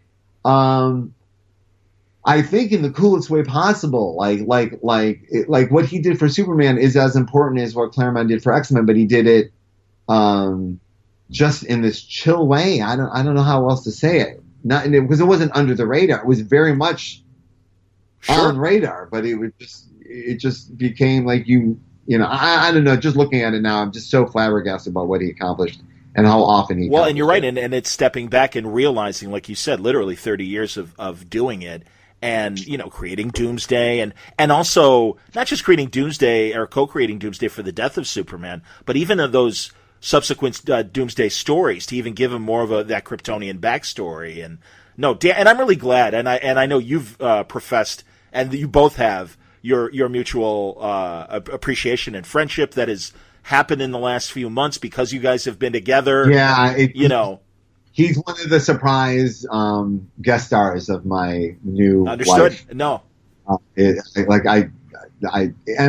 just told him we were at the retreat together a couple weeks ago at DC. Not only did he nail his 30 years as the Superman writer, but, you know, even the dismount, like I've dismounted from books. That's hard to do. It's hard to you go through a lot of emotions. Right, like I couldn't read Daredevil after I was off Daredevil. I needed like 6 months before I could get in Ed's run. Brubaker's run, yeah. It's a weird feeling. Like I love Ed, I love Daredevil. Why can't I read this right now? It's a weird feeling. He was an insanely gracious hander offer, and that unto itself is it's such a show of character. And I was so grateful for that. Because he could have easily been a prick and been right. No, I mean it was nothing like that. He was lovely, but I on top of everything, you know, he met me all through all this getting over what happened to me in December. So he's never I told him I don't think he's met me yet. I think you're going to meet me now. Sure. So I said thank you for always being a lovely bit of energy in my life while I'm recovering from all this. So as a reader, nice. I've always admired his work and both his writing and his art. And it's been great doing Word Balloon for 12 years to kind of get to know him on the podcast level and seeing him at shows. And truly one of my favorite people, and always just a good guy. And figures, you know, another Midwestern guy, as we both know. You know, I mean, it's. He's just a good guy. Well, you know, the internet likes to, as it's built for it, you know, just champion and stomp all over every misdeed and misword, and most of the time as it should. But, you know, you never, ever, ever hear any celebration of someone just being awesome every day. And many comic creators try to live to the example that they're writing towards. Yes. You know what I mean? It's hard to write a Green Lantern and not want to be as good as Green Lantern. I understand. If you're self-aware, right? I have it on Superman too. I'm not saying I'm as good as him, but you can't help but go, well, why not? Why don't I be the best version of myself today as I'm sitting here writing about someone trying to do that all day, right? So it does inspire you, and so I often find most people in comics are wired like with the hero gene. You know what I mean? They're just good energy, good people making good choices more times than not. So it's lovely when you're constantly reminded that that's a generality that holds water. Is very that cool. Thing. And I guess I'm feeling that a lot lately because of all my new friends at DC. It's a lot of people I didn't know before. Like I've had a real recasting from my point of view. Like there's a lot of like new people. Like I don't get to talk to Tom Brevoort or Nick Lowe anymore, but I get to talk to Mike Cotton and Brian Cunningham. You know, so it's a lot of new people and it's a lot of really good people at DC Comics, like genuinely warm, caring people, and that knowing that they're all over there at Marvel, and now knowing for a fact that they're over there at DC, it's nice to have that perspective to share with people. Understood. There's really good energy, I think, at both companies right now, and that's I'm sure people are like, yeah, fuck you. There's a lot of shitty books still, and it's like, I don't know, the ones I'm reading, I'm enjoying, and looking forward to. Listen, I tweeted about this. This is easily one of the best summers you and I have ever been part of, quality wise, as far as the comic industry. Whereas like everybody rolled up their sleeves to kick ass, and a lot of people are connecting. It's really something. I think it's going to be written about favorably, like, you know what I mean, like 1985. Touchstone moment. I think you're right. No, I think you're right. And I'm not talking about my work. I know that sounds self-congratulatory. I wish people knew that when I refer to stuff like this, in my mind, I remove myself from the conversation. It's not how I think. No, I understand. Hey, man, Josh Williamson's doing great with Flash. He is. Oh, and speaking of which, you had mentioned finding shit where other people didn't find any shit. He found some stuff. He pitched an amazing thing about Flash at the DC retreat. Ooh. It was really, I'm really excited for people to see what he does. Well, let's take a moment now that you mentioned the retreat. Tell me about the similarities or differences between the Marvel retreat and the DC retreat. Well, what you can say.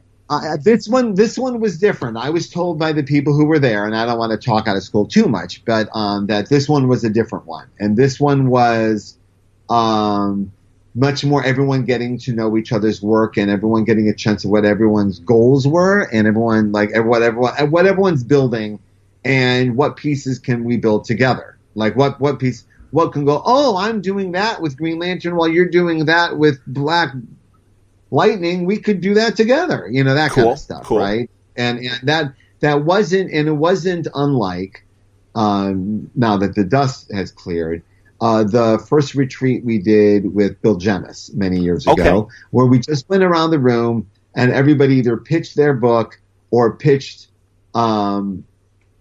the series, and it was based, and I've talked about this in the past, so people can skip if they don't want to hear it again. But in this retreat, was many years ago, it wasn't about anything other than why do we publish this book? And it was literally like, we own Iron Man, but that's not a reason to publish the book. It's what's the point of the book? What is the theme of the book? What is the truth the book is supposed to hit? And is it? And if not, what can we do to do it? And from this conversation came Joss Whedon's X-Men, Warren Ellis's Extremists. I started on New Avengers. It was quite an interesting and fascinating rigmarole, which a lot of good stuff came out of. Right? So it wasn't unlike that. Interesting. And in that, where there was a lot of people who knew each other, but there was a lot of people who didn't really know each other or knew each other from different worlds. Right? So here's me and one of my best friends, Kelly Sue. We've never been at a retreat together. Marvel never had a retreat, which was always fascinating. Yeah. And she killed at the DC of course she retreat. did. I was just, she killed. So it was so I'm thrilled fun. for her. Yeah. And but so everybody got to just like say, here's what I'm doing, here's what I'm hoping to do, here's why I'm hoping to do it. And I had some pieces that were specific, and I'll talk about them next year. You can ask me what I was talking about, but there was a couple pieces that Dan had asked me and Tom and Scott and Jeff to actually bring to the table, bring this to the group so we can discuss it. And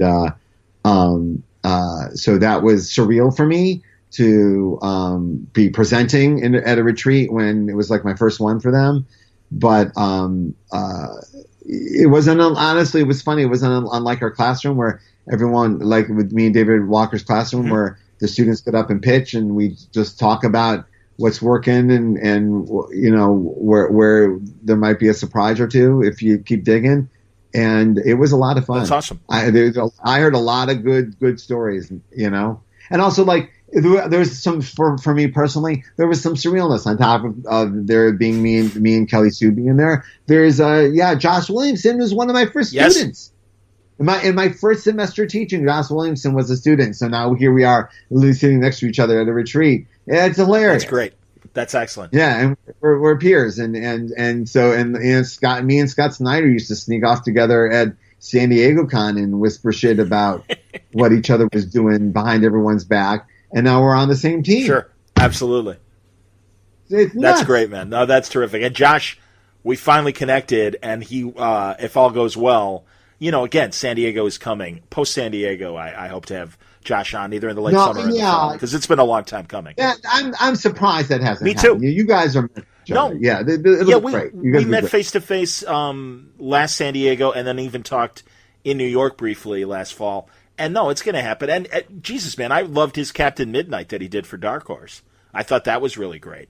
So, let alone the Flash stuff that he's been doing and with Rebirth and everything. No, he's terrific, and a long time coming, but it'll happen. And I'm loving Flash right now. I think it's one of the best DC books out there, obviously. So it was.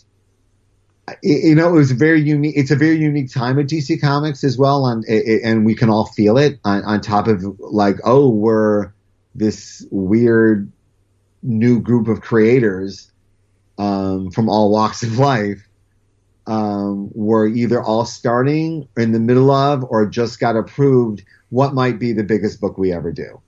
Right, or among the biggest books we ever do, and we all know it. We're all smart enough to know this is it. This is our time, right? And everyone's acting accordingly. And so when everyone's kind of rolling up their sleeves to do honest, good work, and everyone's got their head on straight, it's pretty exciting. So you walk out of a room with 40, 50 people, and they're all on the same page.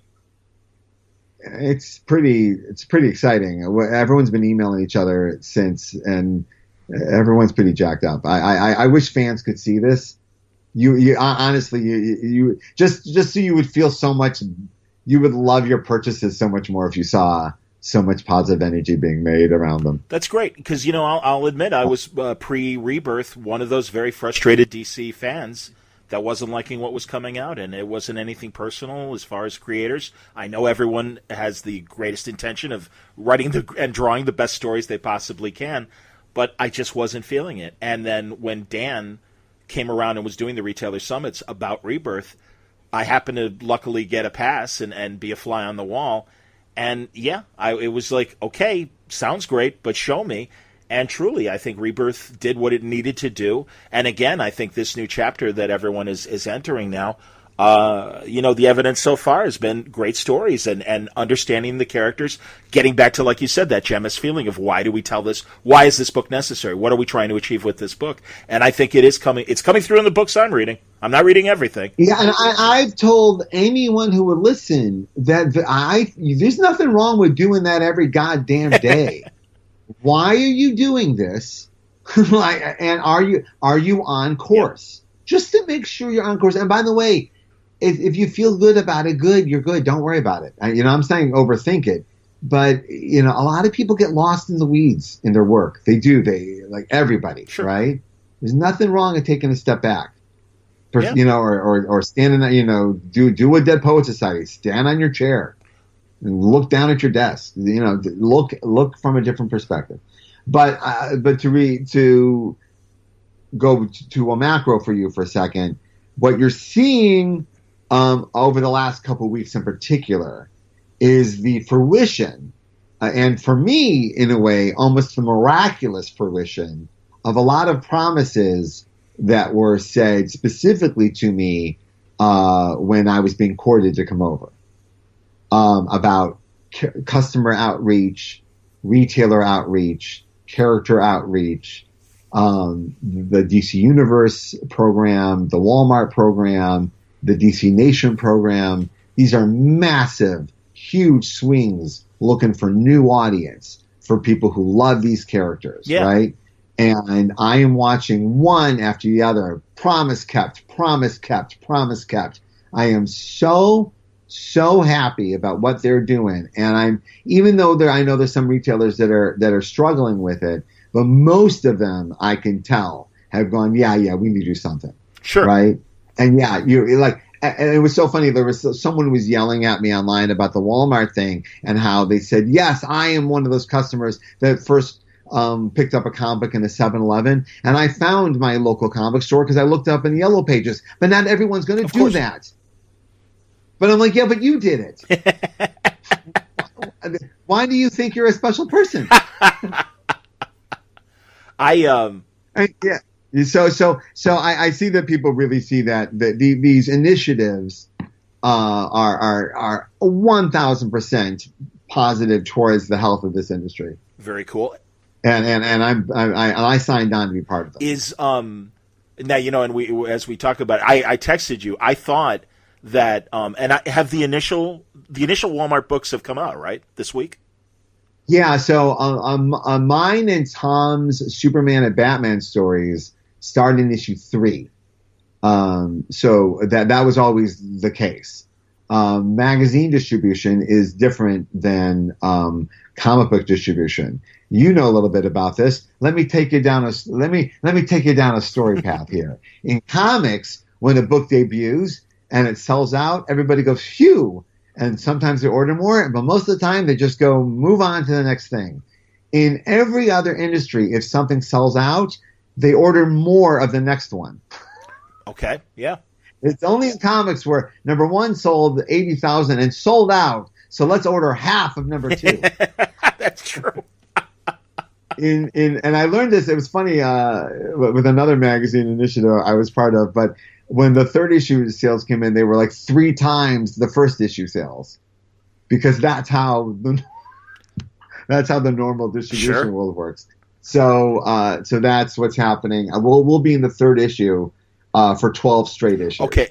In fact, just last night, Nick Derrington, who is drawing the Batman epic with me, came over and laid out a bunch of pages, and they were quite something. Excellent. What else can quite what else can you tell us? Anything about the story? It's called Batman Universe. A few things actually. It's 12 chapters of 12 pages, and each chapter has Batman on he's on a MacGuffin quest. He's looking for something, and what it is, it's a pretty big piece of DC stuff, right? And I don't want to spoil what it is, but the chase takes him into different areas of the DC universe, some of which he's familiar with, some of which he is not. And I am cheating a little bit using Batman as kind of like a travel log, so I can visit some places I want to visit to see if I like to write them, or I just want to visit them because I love them so much. But but it also gives Nick an opportunity to unveil some like different styles for all these different worlds that we're going to visit, and different parts of things and different designs for things. So it's a big one. Lots of guest stars. Green Arrow, a guest star. Riddler's right up in front in the beginning. My first Riddler. Riddler. My first Okay, Green Arrow. We have a new character debuting in the 2nd chapter, who's actually going to be a big part of something that's in my imprint. So there will be pieces debuting in the Walmart that will carry over into DC Universe property as well. Well, that sounds great. Now, before one last thing about Man of Steel, obviously the end of Lois and John going off with Jor-El. And, my favorite quote about Superman comes from our friend Greg Rucka, where he says, bullets bounce off of Superman, but you can break his heart. Well, I was a big believer in that with Luke Cage as well. Sure. You know what I mean? You don't think you can hurt him? You can hurt him.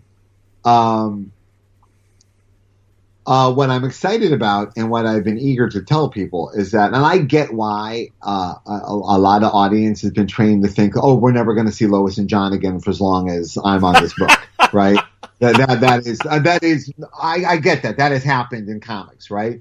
But have I ever done that? Have I ever shelved like a beloved character forever? Not forever, but I was there. I'm trying to think. Like, I know we put Nick Fury away for a while. Well, and you had Tony as an artificial intelligence, but I have to confess, Bri, I got no problem with Riri Williams. Right. I was missing Tony in Iron Man. I have to say that. Okay, now I'll get you with that. But to me, he was always there. I understand. Like, he always felt like he was in the room. Yeah. You know what I mean? I don't think we went a page without Tony being mentioned or talking. I hear you. Yeah, so that was but I get why people thought it was that. But anyway, but it was so funny was we're sending Lois and John away, and they're coming back with a story. They're coming back immediately with oh my God, or you better come over here, or hey, here's a surprise. Grandpa's crazy. Help. So I just like to tell people that Lois returns and is in Action Comics 1001, the very next issue, not in flashback. That's how quickly her return is. Oh. Yeah. Uh-oh. So John's off with Grandpa. Exactly. Interesting. Well, is it a good Marlon Brando experience, or? I want everyone to enjoy, because I promise you, I am on a quest to surprise and delight those who think they have seen it all. Sure. Right? So the only frustrating there is, you think John's gone now, except, we have such a much better story. Also, if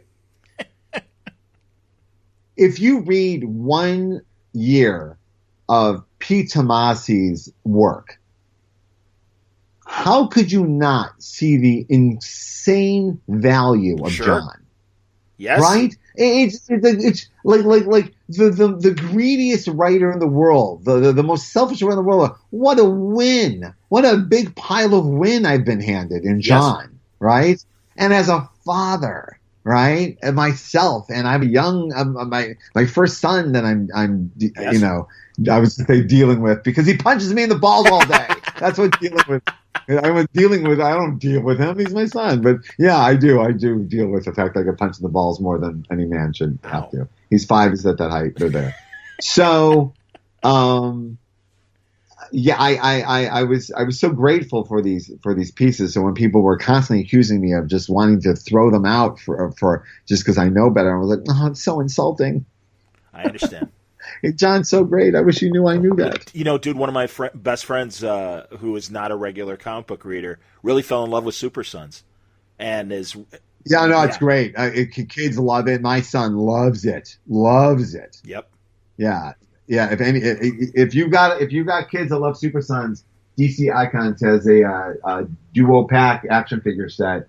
I don't get any money from this. I'm just saying my kid loves it more than most of the people in this house. Excellent. No, that's very cool. And also with Lois, I loved her book deal. I love that Perry fired her, and I look forward to whatever follow-up conversation there might be, either with Clark and Perry or Lois and Perry and stuff. But Lois, man, I'm telling you, we've been waiting for decades. Why? And I have no idea what reveal will be happening at San Diego. I am saying this. Brian can either comment or not. But and I know Lois is going to be a very important part of your run on Superman, because you already said that to me, and we already can tell from these 6 issues.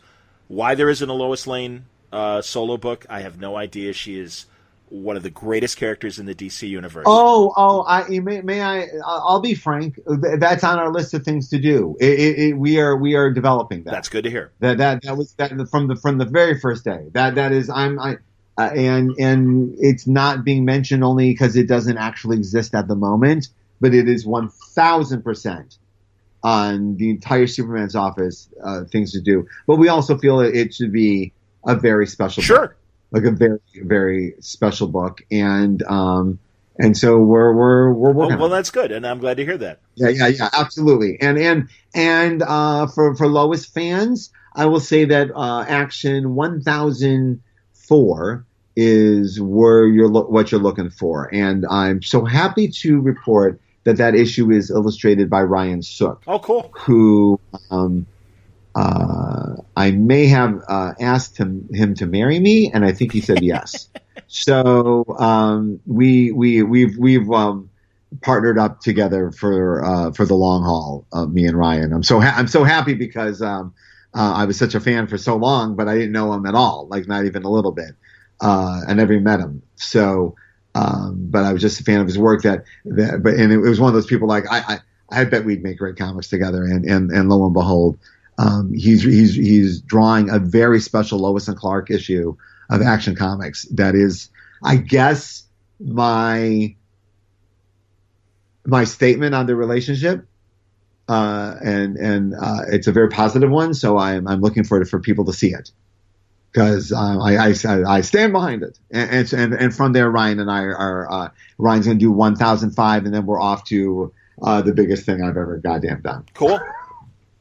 Yeah, very excited. That's awesome. No, that's great to hear. That's excellent. Yeah, so there was a lot of information in there, but it started with Lois. Lois is a main focus of the narrative of Action Comics and a lot of stories we have going forward. Very cool. I'm sure that you've introduced a new Planet reporter, and again, forgive me, I forget her name. Robinson Good, thank you. And she's not a Lois, replacement. Additive to the Daily Planet, yes, not a replacement in story or intent. And people will know that at the end of the first arc of Action Comics. Okay. Well, and it's cool. As I said, I just talked to Jerry Ordway, and we were talking about his edition of Ron Troop. And Jose Delgado, of course, Gangbuster or Crimebuster, I forget which, Gangbuster. And Cat Grant, of course. Was it Crimebuster? Wasn't it Crimebuster? Well, one was the Lev Gleason 50s or 40s character, the original Daredevil creator, Lev Gleason. And I think that was Crimebuster. And maybe that name was in public domain and DC was able to do it. But I can't remember now. But yeah, we talked, again, I prefer to call him Jose Delgado because he was a pretty cool character. And Cat Grant, of course. Would we see any of those, like Ron Trooper, Cat Grant, coming up at the Daily Planet? Oh, Cat Grant, absolutely. Cat Grant is in issue 1003, drawn by Yannick Paquette, which I'm very excited about. Yeah, that's another first for me, too. I'm a huge fan of his as well. And I wrote something very noirish for him, and he's having a blast. So, yes, Cat makes an appearance. Cool. No, that's... Yeah, Cat comes and visits her protege, Trish Q, the new gossip columnist at the Daily Planet, and tries to steal Clark Kent. Hilarious. And how about Steve Lombard? I always love Steve from the Bruns. I'm Steve Lombard. I've written the words Steve Lombard like 30 times in descriptive panel description, and I give him one line of dialogue. I literally have him doing shit. Like, I have a whole storyline with him in the background. He's my Colossus.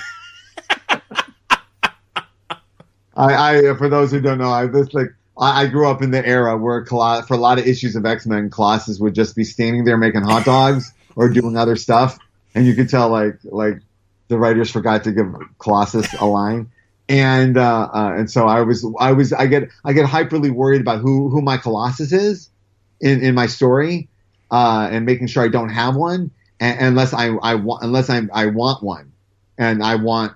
Yeah, Steve is hilarious. There. That's fantastic. Steve is consciously and we're there. Getting a little clip. And when he says something, it will be hilarious. and Jimmy, obviously, I know you've already said that Jimmy's going to play a big role coming up. Yeah, Jimmy. I'm so excited when people see what we got coming out with Jimmy, and not only in the comic books platform. Jimmy's got stuff going on in other platforms. Ooh, interesting. As well. Wow. Yes, very, very excited. We're working on some stuff. I don't know when DC's rolling some of this stuff out. It might be as quick as San Diego. It might be down the road. But there are other things coming along with what's already come, including TV commercials and stuff. And there's something we're working on with Jimmy that connects to the Superman books, but it would also be outside the Superman Interesting. books. Gee, I wonder what you could do with a photographer in today's social media. What? That's awesome, man. Let's should we transition to Jinxworld, and you've started making your announcement? Sure. Yeah, we talk about whatever you want to talk My about. God. It's there's so much going on, and I'm personally all over the place lately. So whatever you want to talk about. Well, you know, I'm excited that you and Gaydos are back, and Pearl sounds like a really interesting character. Well, yeah, I must say, I know I'm on the hype train That's big all right. time for this, but these books particularly, no matter what I was going to do this year, I was going to do this. Whether I did it at Marvel or somewhere else, I was going to dedicate a great portion of my life to new characters, new creations, new worlds, new characters with my fellow collaborators. Some stuff we've been developing forever, some stuff we've been promising each other forever, but, you know, even before the hospital, I told you that I was like, this is the part of my career that if I really, as good as things have been, and yes, they have been very good, that if I step back and where did I blow it, I could have done better in this area, right? And dedicated more of my time and balanced this more. And the audience has been extremely patient with me, extremely generous. They get it, but still, we should have put out more Scarlet. That's crazy, right? So when I sat down with Dan DiDio to have this conversation, he literally said, before I opened my mouth about this, you know, I'm a big fan of your creator own, and it frustrates me that you don't dedicate more of your time and your week to it. I'd like to create a situation where you just have more time to do your creator own stuff. So can I partner with you on that so that gets done? And I'm like, oh boy, you know, literally, I thought that would be the harder sell. Like, listen, I need this, Sure. right? And it was offered, and as people can already tell, this partnership is muscular. They are treating these books as if they are their books, and they're very proud to publish them, and it is a wonderful thing. We have posters in San Diego, ads everywhere. It's really great. But what I'm very excited about is the level of craft of these books. These are my longtime collaborators, and we expect a lot out of each other, and the audience expects a lot out of us. I went to my friends, and I'm going to be very honest with you. This is something I wouldn't say anywhere other than this podcast. It's a weird thing to say out loud. But some of it had to do with being in the hospital. Some of it had to do with turning 50. But you get to an age and you say, oh, I'm at that age. And we were talking about this earlier where, you know, eventually you could lose your craft. You can lose your ability to be as good as you could be, right? But there is a time in your life where your craft is at its best. Your ability to hone into the truth of what you're writing about is at its most honest. You're over whatever ego bullshit was holding you back from truth, right? So you can tell your most truthful stories, and you have the best craft in which to do it, right? And that's when most artists and writers and musicians do their best work. They have that window of which, wow, it's they know what they're doing and they know how to do it, right? And it's you could argue that this may be that window for us, that this opportunity, this partnership, this, you know, as unique as it is allowing us the freedom in which to roll up our sleeves and do the best work we could possibly do, the most honest work, the most work unlike the work we've done before. And I told this to everyone I'm working with. If not now, when? If not, who? You know, but no, but I was thinking that, like, this is it, right? Sure. Like, everyone's keep waiting for their moment. Like, could this not be that moment? And even if it isn't it the idea that it could be? Won't that make the books better? Yeah, aspire to that, certainly. So I aspire to it. So, and then I kind of left everybody alone with their scripts. And then almost within a 2-week period, everybody started handing in what ended up being dozens, if not hundreds of pages of artwork. And it's amongst the best work that David Mack and Michael Gaydos and Alex Malev and Mike Oeming has ever done. And that's quite saying something, because I've been there for their greatest moments. I was there, front row seat, and I've shared some of them. And to achieve another thing with that, with David Mack, who's been my friend longer than I've known my wife, is such a beautiful experience, and I'm just weeks away from showing it to everyone, and so I'm so excited. You can hear it, but it's such a deep promise I made to myself that got kept, and I didn't have a lot of control over how I was going to keep the promise. Like, it's just that it was going to be kept, and we're in July, and I kept it. So, and all of my friends who I love deeply feel the same way, and that they all benefited from this move in a way that was a relief to me, that I didn't see coming, and so I'm excited about the books. I'm sorry to babble about them, but this is the place to do that. And having come from Creator Own, having dedicated so much of my life to it, to make my move to DC, having Creator Own be such a big part of it, and it's a massive part of it, seems not only right, but it seems corrective to other choices I've made in the past. Okay. So there you go. And the books are a fuckload of fun too, by the way. Well, I'm excited about you getting back to Scarlet and getting back to United States of Murder Incorporated, and Scarlet, I must say, and that we're having a unique experience on Scarlet, because not only we working on a book that the world itself had shifted under the book's feet like 4 times. Sure. Maybe like 8 times if you really like pack it up to, like, because we started Scarlet in 2010, so it's believe it or not, it's almost 8 years. Well, and that was like Occupy Wall Street kind of timing, right? Yeah. No, I mentioned Occupy Wall Street having passed in the beginning of the second. Oh shit! Like it happened before Occupy Wall Street. Yeah. So it's fascinating to write a book that's culturally about revolution and the world and its little bit relationship to that keeps shifting. Yeah. Unbelievable. Great. So and not only on top of that, we're actively working on the TV show right now on the pilot. So Cinemax, correct? And of course, no. It is a peer to Cinemax, and then we're waiting for them to announce when they announce. But Stephen Hopkins, some of it's out there. If you Google it, you can see, because Stephen Hopkins, the director who's directing the pilot, is kind of let it slip a couple times. But I'm going to be the good soldier and not slip, because I slip a lot. I've slipped on this show numerous times. So I'm going to attempt not to. Are you writing the screenplay, or is someone else writing it? I'm not. We have a showrunner. It will have a woman's voice. Good, great. As I think is necessary for television.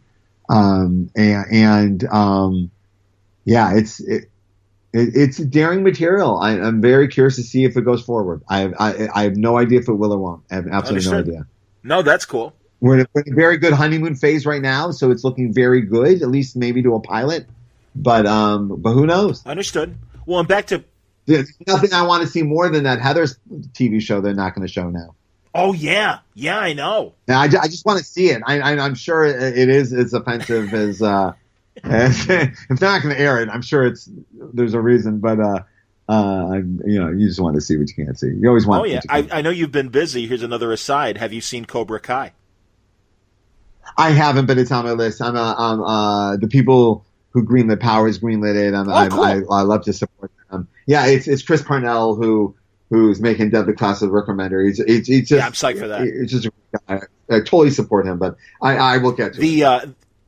And for listeners, if you don't already know, the first 2 episodes are free on YouTube, and they're great. I mean, and I've only seen those 2, and you can only buy so many streaming services, and I haven't I'm not one of those people that bought it and is smart enough to binge and then cut loose or whatever before the 7 days are up. But it's I know people aim their binging. It's very funny, but yeah, it's. And I admire it. I literally said out loud last night. We had like a couple people over, and I literally said, You know, I literally fantasized about doing nothing one week, but just reading Jeff Lemire's work. Agreed. Like, I'll never get to do that. I will never, as long as my children are children, get to just sit all day and just read someone's work all day for no reason. Like, I got to read like Tom King's work like last week, like all day, but that was for work. Have to, but obviously, it was still yeah. But like, I would love to just like, and Jeff Lemire, there's like 10 creators I can imagine I could say this about, but I was reading an article about Jeff, and I was so impressed with what he's accomplished lately, just in theory, and I'm like, I would love to dig in on that. So many good books that are coming out all at once, and among them, another DC book, The Terrifics. The Terrifics is a fantastic book. It really is. I read it in a very early PDF, and I was, I slow clapped it. I love a great last page. Yeah, man, Gideon Falls. Gideon Falls is outstanding, and I'm glad to hear that's in development, and I hope something happens with that. But again, a wonderful comic book on its own merit, no matter what. Black Hammer is sickly good, and every spin-off from Black Hammer continues to entertain the shit out of me. And Royal City. Yeah, that's the stuff I haven't gotten into yet. I've read Gideon Falls, and but I like the Black Hammer stuff. Like that I want to roll up with my sleeves on. And Royal City is an amazing, like, kind of crazy soap opera and everything. It's so let's. You're actually getting into an area that actually dovetails into what I was talking about me and my friends, and are we of that age where we're supposed to be creating like our best work, right? Like our most honest work. Yeah. And then we're talking about like, you know, this is the age that Kirby created like the Fourth World, right? And we're like, well, who? Right. But at the time, we didn't know it was the Fourth World, right? In fact, the books didn't do well. Right. Who is doing that right now? Like, what is the Fourth World? What in 30 years is everyone going to be picking apart, right? That's happening right now, and is it Black Hammer? Like what? I think that's an easy candidate. Like it might absolutely. be. Like I'm very curious what I don't mean to put that on it now. Like now, if it's not as good as the Fourth World, then fuck you. But that's not what I'm saying. I'm saying that. No, sometimes I get those weird compliments too, which you mean that as a compliment, but now I'm just stressed out. But I wonder of these things which will be that or if it will take on a different feeling to this generation.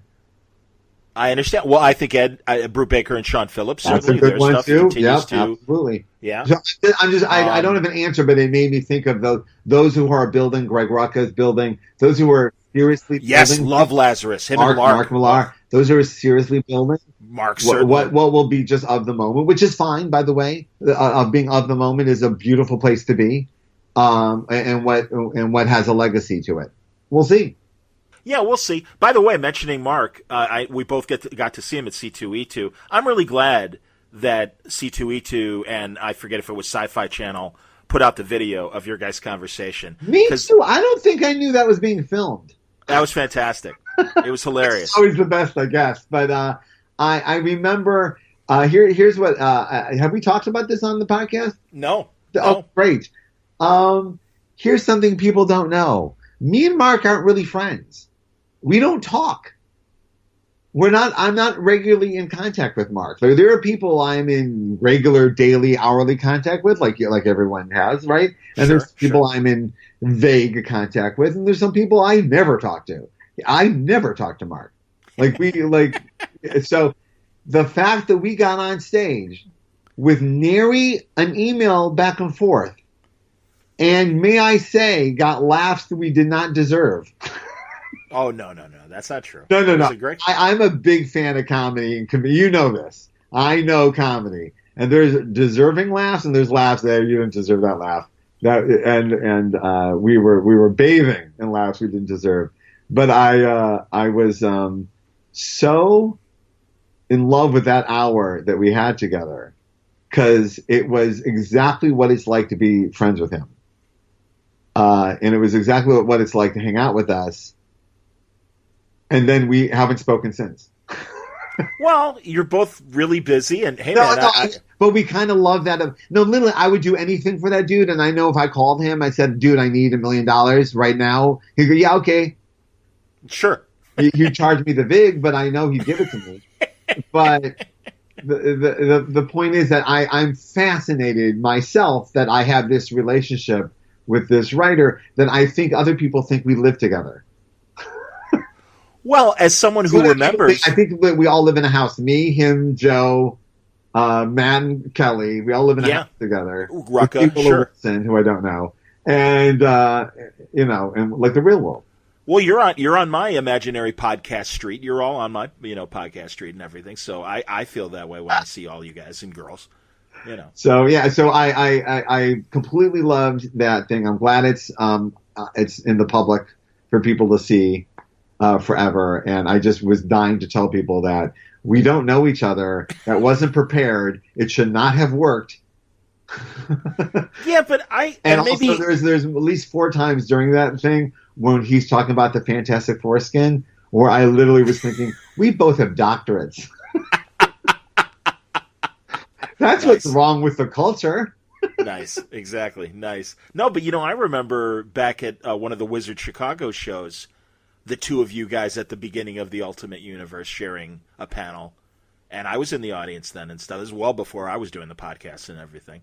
But so yeah, I don't know, man. That same rapport, and I understand. It's like an old college friend, and I'm sure it's you exactly really what it is. But in front of there were 2,000 people in the audience. No. I'm saying I love that we picked up where we left off. Like nothing happened. It was amazing, right? Yes. He hasn't changed an ounce. There's nothing different about him.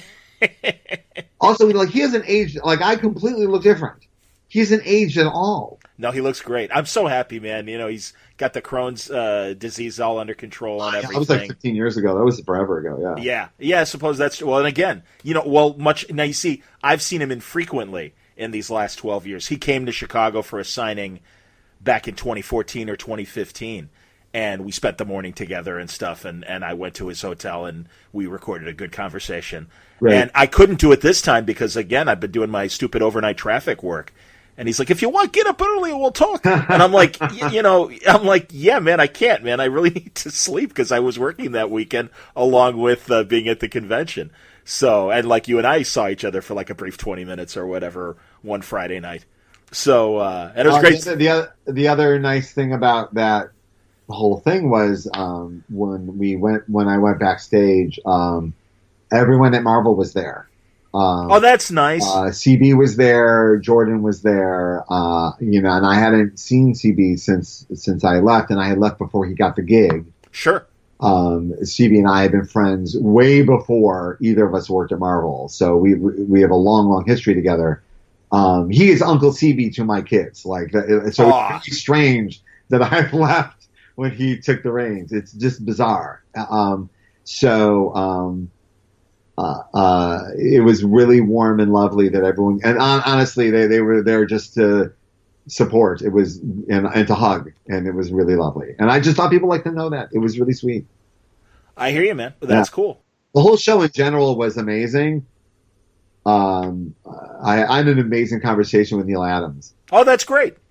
A really good conversation with Neil Adams. We and I sit down and talk about just some realities of the business and stuff like that. He just told me something. He's great with the history of stuff. Oh, certainly.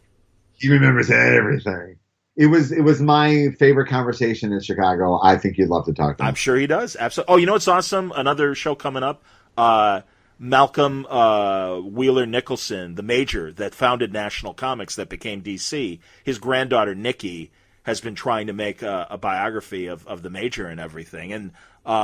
And finally Hermes Press is releasing. It's called like I forget what it's called, like DC Comics Before Superman, because we all know that. Oh yes, is that what that is? I saw that book. Is that what that is? Yes. Oh yeah, okay, done. And I'm talking actually as we're recording. I'm talking to Nikki tomorrow, and I'm really excited about that because I mean there's just all these really interesting things about comic book history that people don't know, and I love that shit as much as any comic devotee of comic history. So yeah, I'm really looking forward to that. I think in this stage of my life, it's why I love working at DC, because they really love their history. Yes.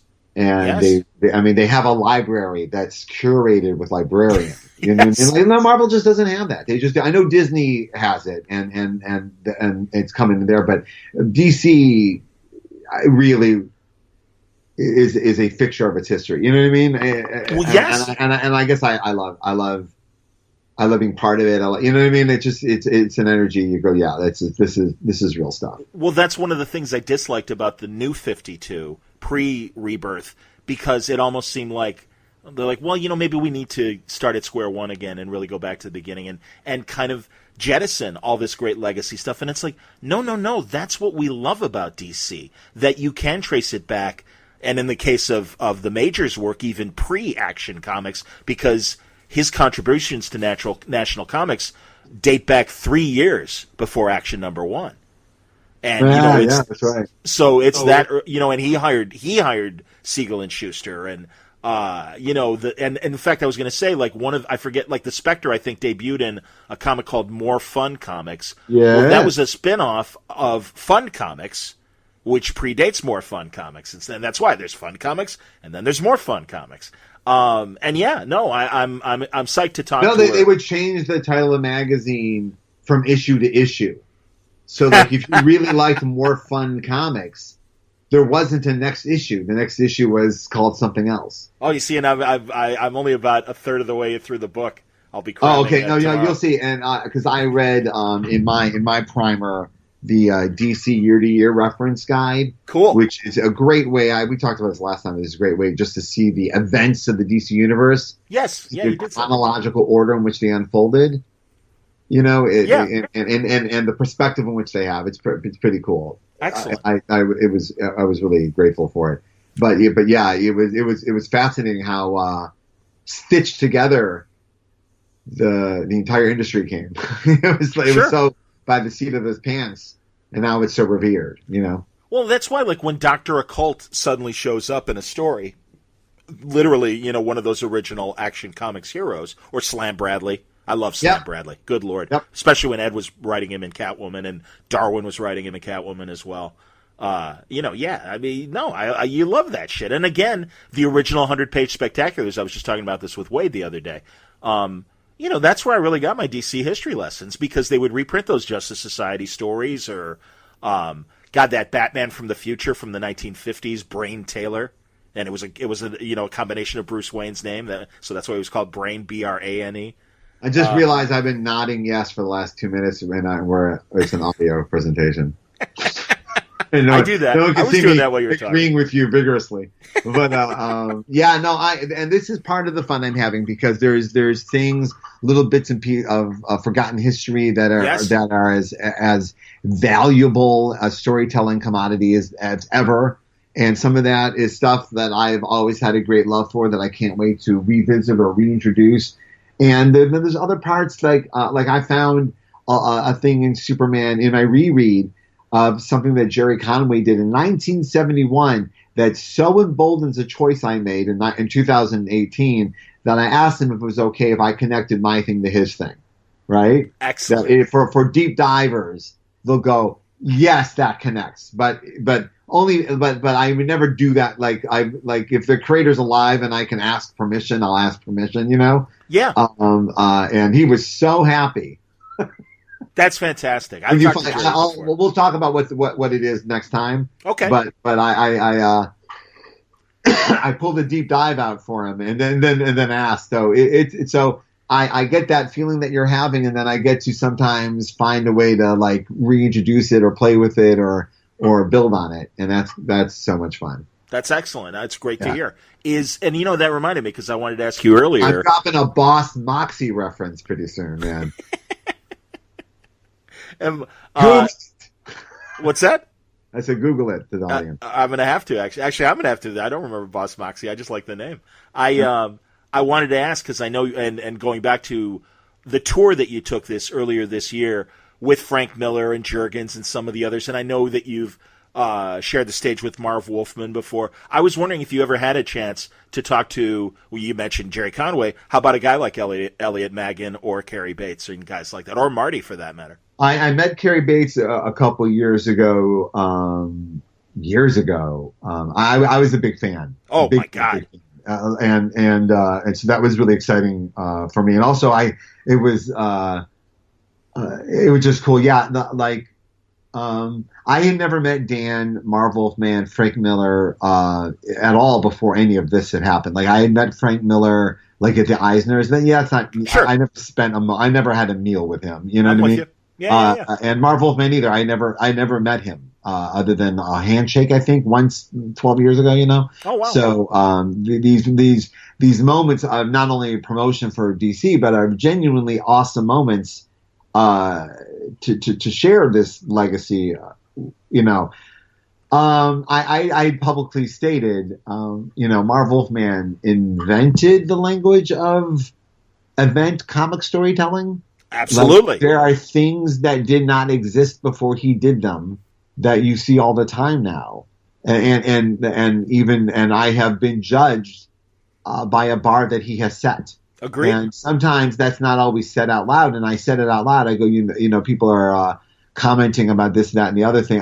Someone had said something to me about Crisis on Infinite Earths, and then he jumped in, and I said, "Here's the guy who invented the language of event comic storytelling," and I don't think anyone had ever referred to him like that before. Again, not to be complimenting myself by how I'm complimenting people, but it was a great joy to give him the due that he more than deserves.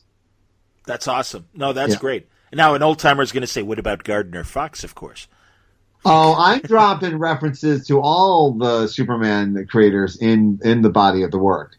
There was a fire at the corner of Gardner and Fox just 2 issues ago. Oh, that's true. Yeah. Now, of course, I did, when I was rereading it, of course, I wrote it as a tribute to Gardner Fox, who, once you, by the way, read that year-to-year history of DC Comics, realize he's probably the most important creator that ever walked the halls of DC Comics. Nice. So I dropped that out. But then when you read it's about a fire and a building burnt down, you realize, no, I just burned down the corner of Gardner and Fox. That may be either consciously or subconsciously not what I meant to say. Well, that's all right. That's like myself or him.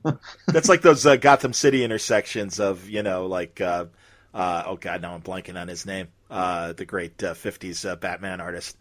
They were doing it in City of Heroes in the 90s. There was every street was named after a comics creator. That's true. And I actually do it in Powers too. But in Superman, I thought these are particularly creative. Other than Siegel and Schuster and like Neil Adams and Kurt Swan, there's I would even include Wayne Boring in the list of creators who do not get the credit they deserve for the massive contributions that they made, particularly to the Superman mythos, which is really the mythos of all superheroes. Agreed. So, if I can, I will eagerly expound my feelings about them, and I'm going to drop their names wherever I can. Who did the Batman? Who did the giant typewriters and stuff in Batman? It's so on the tip of my tongue. The great Batman artist. Do you remember what I'm talking about or no?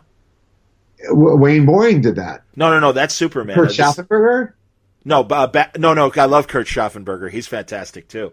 I love Mr. and Mrs. Superman. Batman stuff or Superman stuff? Batman stuff. What was it? Jerry Robinson? No. After Jerry Robinson, it was in the 50s and into the 60s, pre Carmine Infantino new look Batman. Oh God, Bob Haney? No, artist. Okay. Giant typewriters and that great kind of chunky Batman from the 50s and early 60s. And even into Batwoman and the original Batgirl and original Batwoman and stuff. Oh, good Lord! I know everyone's screaming it right now. Here it comes! I'm doing it right now. I'm looking it up. Attaboy. Oh, and by the way, Ed Hamilton.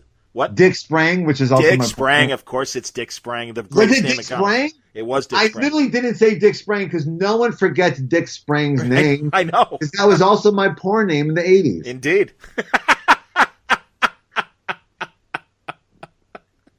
Remind me off the air to tell you what Miller's porn name is. He told me. Mark Miller or Frank Miller? Oh yeah, it's a great one. It's a fantastic one. It's not repeatable even on this podcast. So no, I respect. Put it on tape. You're hilarious. Dick Sprang, of course, genius. Love that guy. I have one of those '90s lithos he did of Batman, Robin, and all the Bat villains and stuff like that. And I literally think I'm looking at that litho right now. Probably. Yeah, that's hilarious. Oh, he's the man. He was the man. Absolutely. Love that shit. And he walks the earth as an adult named Dick Sprang. and whatever the hell he lived in every day of his life. What's the problem? Why are they laughing? Walking the streets as Dick Spring. Can you imagine him at the DMV getting his new license? Really? Oh, goodness. Nice. United States of Murder comes back in August. Yes, we have a brand new, for those, there's some confusion. The issues of Scarlet and United States of Murder that have been solicited are brand new stories, brand new art, all new. Cool. Continuing on from what we did at Marvel, but if you've never read it before, very reader friendly. Very, very geared towards those who know. Now, Scarlet in particular was already going to pick up at a place that was very reader friendly. We were doing a time skip. So it's a very good time to pick that up. DC is also going to be doing collections of all the older stuff, an entire run of Powers, all of Scarlet. Scarlet's going to be coming out in Absolute Edition, which is my favorite published format right now. And I'm very excited about that. And so they're going to be the publishing home for all things, including new Takeo that we're going to be putting out next year. Great. Yeah, as part of the DCYA stuff. Yeah. And they're set up for all this new stuff and all these new audiences, and we have material that definitely fits where they're headed. So it's just a really robust, great partnership. It's just work we're really proud of, and a publisher that's really proud to publish it. And we've always had it. We've always had a robust publisher, but this is the best situation we've ever been in. We also get to be, I know you like your little trivia. We get Powers and Torso and Jinx will be among the only titles that was published by Marvel, DC, and Image. Nice. Yep. Attaboy. How about that? And Oni. Oh, that's right. And Oni Press. That's fantastic. That's excellent, man. No, I'm excited. It, Cerebus. Yeah. So I don't know what that means. But yeah. So and all that's coming together really nice. People love DC's archival editions of all of their material, and all of our stuff is being treated to that. So, no, I hear you, man. That's fantastic. Is I was going to ask. All right, so what more can you tell us? Because you did say that a character is going to be introduced. And I don't remember if it was in the Derrington Batman story or in the Superman story that will dovetail into some of your imprint stuff. Oh, yeah. No, okay, I was talking about the other imprint, because on top of Jixworld, we have a new imprint debuting in December for DC, and you and I will be talking about that at great length very soon. Okay. But that'll be for the next podcast. But but Jinxworld is all going to be creator-owned, new worlds, new characters, and all. May I say what I'm excited about? We're all many issues ahead. So not only are they going to ship on time, they're going to ship. Excellent. They're excited about it. Yeah, give me a cookie. I got my book out on time. Attaboy. That's excellent. No, I'm glad. I've been loving... But fans who are waiting for more Scarlet, we're very patient. Yes. They truly love the book. It's the best thing Alex has ever done. Everyone agrees with me. Just want more of it. Yeah. And it just takes some time because it's fully painted. And now we're going to get a bunch in a row. Well, again, that's one of those examples of a more, and I'm saying this, and it will probably embarrass Brian to a degree, but it's a more sophisticated story. Not that there haven't been other sophisticated stories in the past, like Preacher, like Transmetropolitan, and the like, but that's the thing. There's always room for more of that, and I think Scarlet represents that. Alias in its best days do, and that's why I'm excited about Pearl, and I love when you and Michael get together. And certainly the Jessica Jones run I think was as exceptional as your Alias stuff. I'm glad you guys are collaborating again.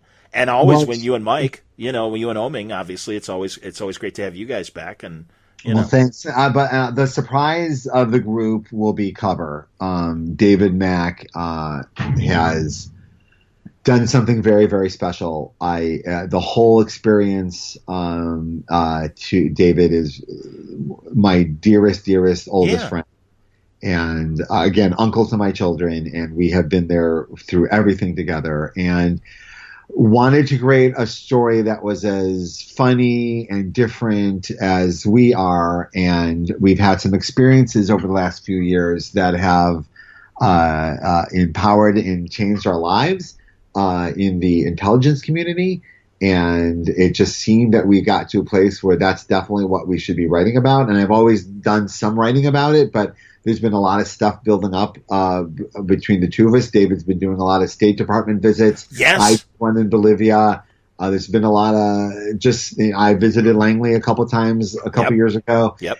And all of this, and I have notebooks full of stuff. And I wanted to write this story that was about comics, but not about comics per se. And so we're going to do this comic book called Cover about comic creators that get sucked into the world of international intelligence community. It is based on true stories, is how I'm going to say it. Interesting. And but for fans of David Mack, I am so excited. That's awesome, man. A treat you are about to get. Oh, that's great. No, and I've, at conventions talked to David a little bit about his State Department work, which is fantastic. Yeah, it is. Yeah. So he's gone from America's guest to the world's guest now, where he's just like the globetrotter and everything. And he's perfect for it. He looks like Tom Cruise, so it looks like, you know what I mean? Like it looks like he's on a mission. And he's just got this great positive energy about the world, absolutely, and art, and he brings it with him everywhere he goes. And we were, just so people know behind the scenes, we were getting these State Department offers, and they're great offers, but some of them are very dangerous offers, and just you can't do all of them. I have children, right? So sure. I knew David would be amazing at these, and he started getting the offers too, separate from mine. And then there was one I got to go to Russia that I wanted to go to so bad, but he went, and it was like the best experience he ever had. And we were just sharing all these stories about it and realized that this is what we should be writing about. That's cool. I missed that solicit, so I appreciate the information about Cover. I didn't know about Cover. And for those who love the Powers TV show, the lead character was kind of spiritually based on Susan Hayward. I wrote to David, I go, I'm thinking about Susan when I'm writing this. Like, I know I'm writing Susan. Funny. So do with that what you will. Like, that's all I wrote to him, right? And then he just called Susan and said, Ryan wrote a book about it. and then from backstage at Harry Potter, she would Skype David and do photo reference with him. Oh, that's great for our book, because she's on the Harry Potter Broadway show now. Oh wow, that's great. Yeah, isn't that amazing? Yeah, absolutely. Yeah, she was really, man. We haven't had a chance to talk much about the Powers show, and obviously it was, I'm sure, a bummer to have it finish at season 2. But she truly was like the best thing about that show. No, there was a few people on that show that were such delights and such a shining. You're like, I wonder if this show will be one of those shows that, oh, look, they were all on that show together. Right? Like Freaks and Geeks. Yeah. Yeah, and not at the same level. I know that nobody saw Powers like they saw Freaks and Geeks, but Logan is the star of Dear White People. Like, a lot of them are landing some really choice gigs, and they're looking back on Powers in a very fond way. I honestly, when the Superman hit, I heard from almost everyone, every actor and writer involved in Powers. Oh, nice. Yeah, it was so sweet because we all left the experience very fondly with each other. Cool. Good. So it's nice that when it was nice that David knew he could call Susan and go, hey, can you do photo reference for this? And she would say yes. It was super sweet. Hell yeah. Just that my worlds had crossed paths that much made me happy. That's awesome. That's excellent, man. So though, yeah, I would have loved to keep going with the show because the second season was better than the first and more people saw it than the first. So we were building. They switched gears to virtual reality, and then they didn't make any more TV shows. If they would have kept making TV shows without us, I would have been bummed. I can appreciate that. But they did switch gears, so I understood that it's a business thing. But I remember a couple months ago, the person in charge of that decision left PlayStation, and it always makes you weird. It always weirds you out. Like, well, that guy's gone. Can I have a show back?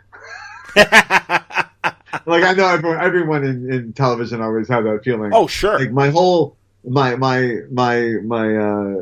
fate is in this person's hand, and this person is now gone. Right. No, weird. that is a familiar television story and movie story for that matter as well. Totally. Absolutely. Hey, and speaking of movies, anything you can But let us may know? I say, by the way, no, it's just to wrap up on Powers. Sure. Great experience. Totally wish it would have become PlayStation, would have been the new Apple network, but it wasn't meant to be. But behind the scenes, me and Mike had the best time. So I always want to tell audiences, thank you for that. That was really cool. That's awesome. I don't know if it did anyone any good but me and Mike, but thanks. Hey, man, no, I honestly think the show really, went up a gear in season 2, and I think it really was finding its footing. And yeah, it's too bad. It's a shame. No, but again, you know what? I take all the lessons I learned. I apply it to my new projects. There you go. I'm writing the new X-Men movie. That's what I wanted to ask about. We're working on the new Scarlet TV show. I have you take your lessons and you learn and you move on. I understand. So what can you say about Kitty Pryde? Anything? I didn't say it was Kitty Pryde. I said it was an untitled X-Men movie. Oh, excuse me. You! I did say Kitty Pryde. Listen to the internet. But we do... Just assumed that if Fox would call me to do an X-Men movie, of course it would be Kitty Pryde.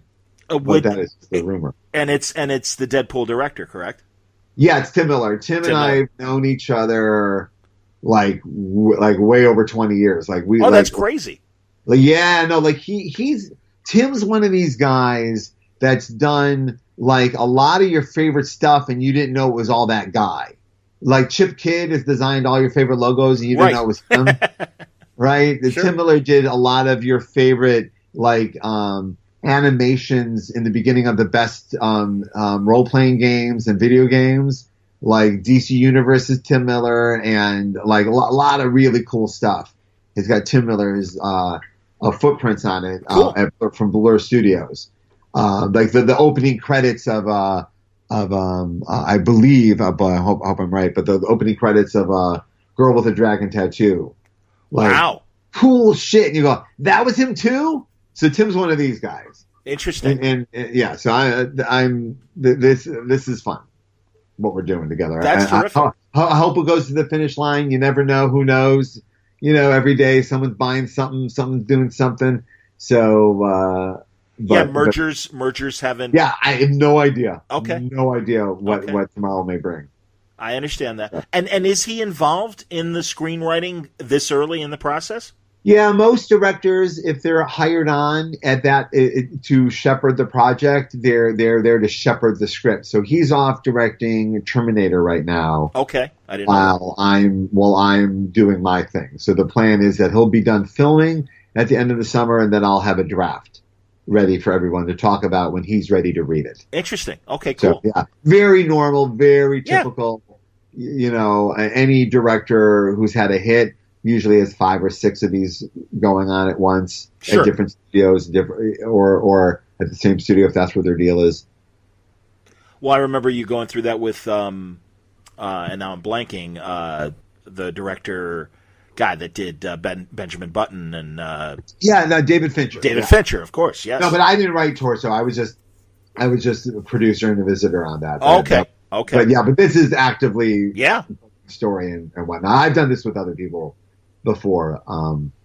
But yeah, it's what's fascinating about it, as we talked about, I was offered the job 2 days after I had quit Marvel. They had no idea I was leaving. And I said, I'm yes, but you may not want me now. And they were like, no, that sounds great. Interesting. So I it's weird to still be writing the X-Men. Sure. It is. It's very weird.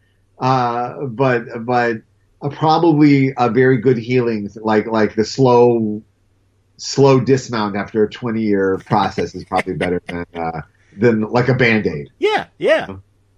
No, that's great, man. That's excellent. What else? Oh, I was gonna. I was thinking of of course, just if you had watched. Have you watched any of the CW DC product? Oh yeah. No. Listen, I'm all in now, baby. I'm not all caught up. There's a lot to watch. Of course, yeah. Several seasons of a lot of this. Yeah, but I started digging in big time on all the major episodes and all the major beats and stuff like that. You just want to get a sense of the flavors, you know what I mean? Like who's doing what, and boy, Supergirl's a good show. Damn straight. Yeah, good really, Lord, and especially this season, the Legion and everything. Yeah, it really is, really is, and they're doing stuff that you didn't think you could do 5 years ago. Agreed. And for me, the secret weapon is Legends of Tomorrow because it's just fun. I think it's just a purely fun action comedy. Yep. And I love that. But the great surprise this year, and I think if Black Panther hadn't existed, it would have gotten more attention, is Black Lightning. Black Lightning's amazing. Yep. It's amazing. Good, and especially as an older reader, fuck, man, I remember reading those Tony Isabella, Trevor Von Eeden comics, and it really is like, literally, that is the backstory of this television series. And God, to have, and I forget his name now, the wonderful character actor that's playing the Taylor Gandy, William, God, he's Luther in 48 Hours. Isn't he? Yeah, or no, he's the bad guy in 48 Hours. What's his name? I know you're talking about. But to just I grew up in Cleveland. I shopped at Tony Isabella's store. Oh, that's great. I didn't know he had a store. That's awesome. I've known Tony since I was a child, like a baby. So I got an email from Tony last week, actually. So it's funny to and it's nice to have like a creator like Tony Isabella get this little like taste of the honey jar at this stage. You know what I mean? Yes. Tony's one of those guys, like he was a major editor at Marvel and DC. You know what I mean? Yes. Like he did a lot of stuff. So it's cool that he gets this. People get to see what he did. Absolutely, co-creator of the original Champions, of course, back in the 70s at Marvel. Lot of big Ghost Rider stuff. Yes. A lot of stuff. Yeah, absolutely. No, but I do. I love Black Lightning. I love the family dynamic of it, and that guy, the lead, he's great. And it really... And it's funny, like, of all the characters, maybe it's because I was so aware that the creator was from Cleveland, that those Black Lightning issues felt very Cleveland to me. Oh, that's interesting, and I can appreciate that. I always loved it because it obviously was like, Suicide Slum or whatever for Metropolis.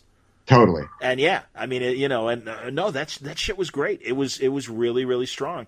And again, yeah, these television writers and actors are really carrying it through, and it's just a wonderful series. Isn't it amazing? Can we old farts for a second and just asking how fucking amazing it is? Because my kids don't. Like you do. You want to go, yeah. I'm not even talking about the 70s. I'm talking about 2002.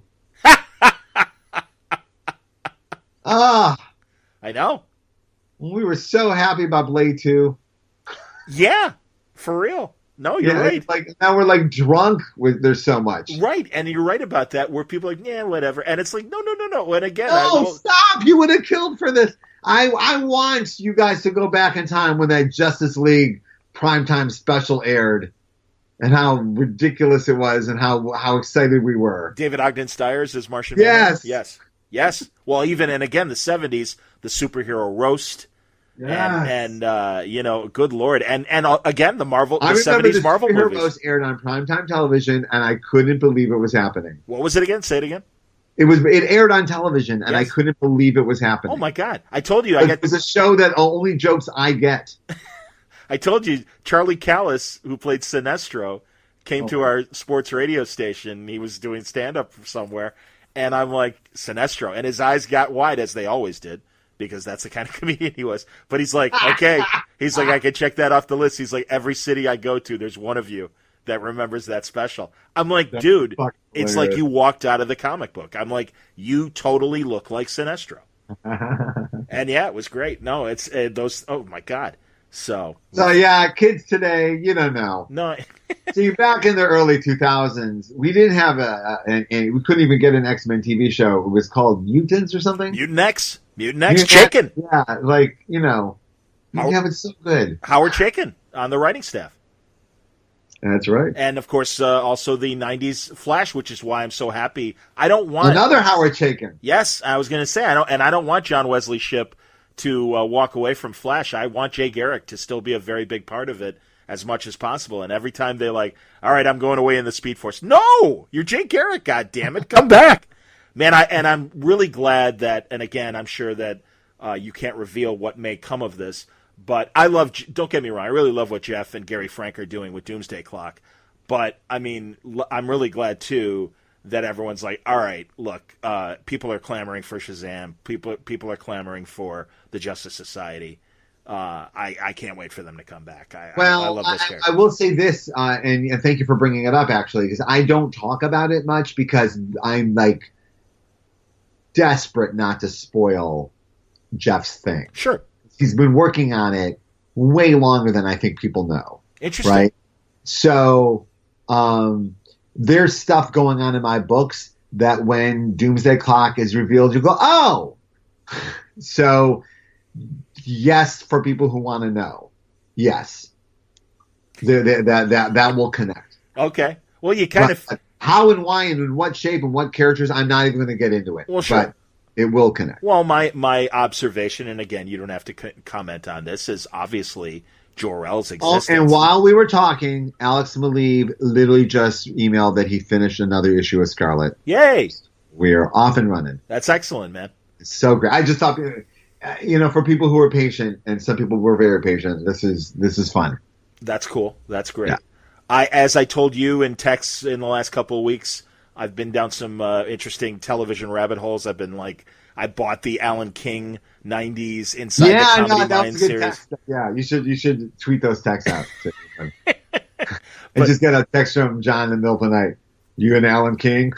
Yeah, I'm like, well, because again, you don't know if you know what you know or like, and I'm like, hey, what do you think of Alan King? And you're like, I feel. But I may say I might have been waiting for a sexy text from my wife, and that showed up.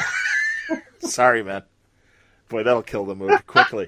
I can appreciate, especially having Alan King in your brain. But if you're expecting the wave in, and you get a text from John about Alan King, I don't know what the opposite of a sexy text is, but it's close. It's certainly close. You know what I bought and I found online, and I'm sure you might have seen it on public television. They did that. I think it was for the Writers Guild. They did the Caesars Writers, and they were all on stage together and stuff. Yeah, I know exactly what you're talking about. Yeah. And I bought the DVD of that, and it was great. Oh, that's cool. Is it good? Yeah. And I mean, it's a little longer than what we got on TV, and no Billy Crystal inserts for pledge drives, as it was originally broadcast, but that's okay. But no, it's great, and yeah, I mean, I those are the masters of comedy. I mean, God, Larry Gelbart, among them, of course, Reiner and Brooks, and the Simon brothers, Neil and Danny. Great shit, man. And I it's funny because again with these like Me TVs and Tenna TVs and all these stations, I sometimes look at the credits and it's like, oh, there's a Sid Caesar writer, Sheldon Keller or Gary Belkin and Aaron Rubin, who went from Caesars to, of all things, the Andy Griffith Show and was instrumental on that show and stuff. I mean, yeah. Now you're talking about the nerd stuff I know. You see, I know who I'm talking to. It's true. But I was going to say, as I said earlier, I know more about behind the scenes at the shows than the things that have happened in my house. Have you read Caesar's autobiography? Yeah, it's amazing.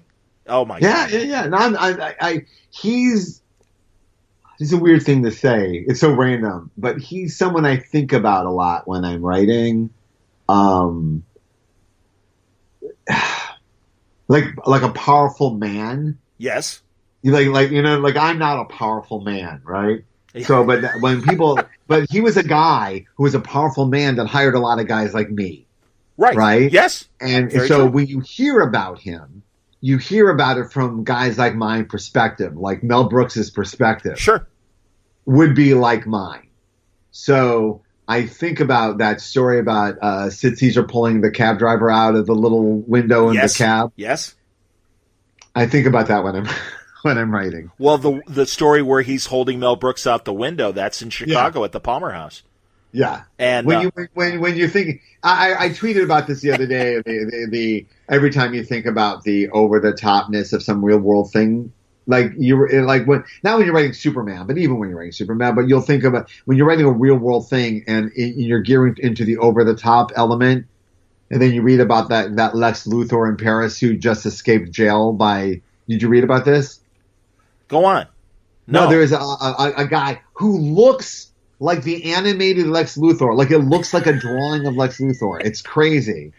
And literally had like a helicopter land in the middle of the prison, and they did smoke bombs, and he jumped in the helicopter and he took off and they killed everybody, and I don't know, but it was like a daring daylight prison escape that worked. Wow. And he's a master criminal. Like, you never hear about shit like this. Right? True. Like something out of an Ocean's 11. Yeah. But for real. Yeah. Right? Or a Mission Impossible. and then it was like, oh yeah, every time you think, oh, the real world's not this crazy, I'm like, nah, stop thinking that. That's amazing. No, I didn't hear about that. That's incredible. Yeah. So that's what that was referred to. And that's amazing. All right. I was going to say, Sid Caesar, for younger people, he's kind of the Robert De Niro of comedy. Because if you, he always said he was uncomfortable on camera being himself. But give him a character, and he'd brighten up and immediately assume that character and have something to say and be funny, and that's I think part of my fascination with Caesar in particular. And I was going to ask. Now, we didn't talk about a couple of these great late HBO documentaries, the Gary Shandling Zen Diaries. How about that? Okay. This Gary Shandling documentary, which I can't recommend higher. Boy, this got under my skin. Me too, Gary Shandling's always been one of my favorite writers ever. Yes. And performers, and from the most basic level as a teenager, just loving his comedy, just loving his jokes. Yep. And as you get, and he's one of those creators that as you get to know more and more about him, I became more and more fascinated with him and more connected to his material and his choices with the Larry Sanders Show to make a show about truth. It's obviously a word you hear me say a lot about looking for the truthful moments in your story and anywhere you can find it. So here he is, having passed away, and in death revealed more truth to me than he'd ever shown me in life. I had to turn it off a few times. I am sure it was wrapped around what I went through in December. But I was completely ravaged by this documentary, like I haven't since a Holocaust documentary. I really was torn up about this. I wish it was 20 hours longer. I agree. No, and it haunted me for days afterwards, and couldn't recommend it enough to all of my creative friends, and said, I said anybody who's ever created anything, you have to watch this. Yep. All right, and also the idea that he wrote down every horrible thought he had. Yes. It's fascinating. It was all the thoughts everyone has, but he wrote them down to look at them, and just fears and concerns and conceits. I just loved it, and I'm so glad you saw it too. Oh God, yeah. And then again, as you just said, I've been nodding for the last 2 minutes as you've been describing it. I felt the same way. Every step of his career.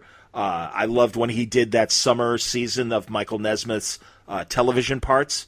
Yeah, and no, but also the last thing he filmed was Comedians in Cars Getting Coffee. Yes, which you probably saw. Yep, and it is the best episode of that show. They deeply love each other. Yeah, they have accomplished what they set out to do, and we're in a unique position to share that feeling with each other. And it was so beautiful and so honest, and there was no ego there. Other than we did it, but you know that, so we don't have to pretend we didn't. But you can talk about without having ego, and it was so wonderful, boy. And you put that with this, and it's just what a portrait. And also, by the way, a complicated, angry man. It wasn't a Valentine. Oh, totally. He was a very frustrating individual, and I loved that the documentary covered the DVD of Larry Sanders more than Larry Sanders, because that DVD was more interesting than Larry Sanders. And I love that the documentary knew it too. Oh, absolutely. And I was about to bring that up. Exactly. These interviews that he did, for people who don't know what we're talking about. There's a 2 or 4 DVD set of the best of Larry Sanders episodes. But then he did all of these very honest interviews with cast members and writers and guest stars. And people he was in a deep, long living with relationship that he hadn't seen since. Linda Doucette, his former living girlfriend. And then talked about them and then had it out on air. Yes. Clearly some relationship with Sharon Stone. that was discussed on air. Yeah. Alec Baldwin and him beat each other up on camera. Literally boxing each other. And Alec Baldwin taking some joy that he clearly had a little more boxing skill. Punching the shit out of him. Yep. And that Ricky Gervais interview, which I couldn't believe they revisited, because that's when I started applauding. Yeah. Because that is the most uncomfortable, manic episode.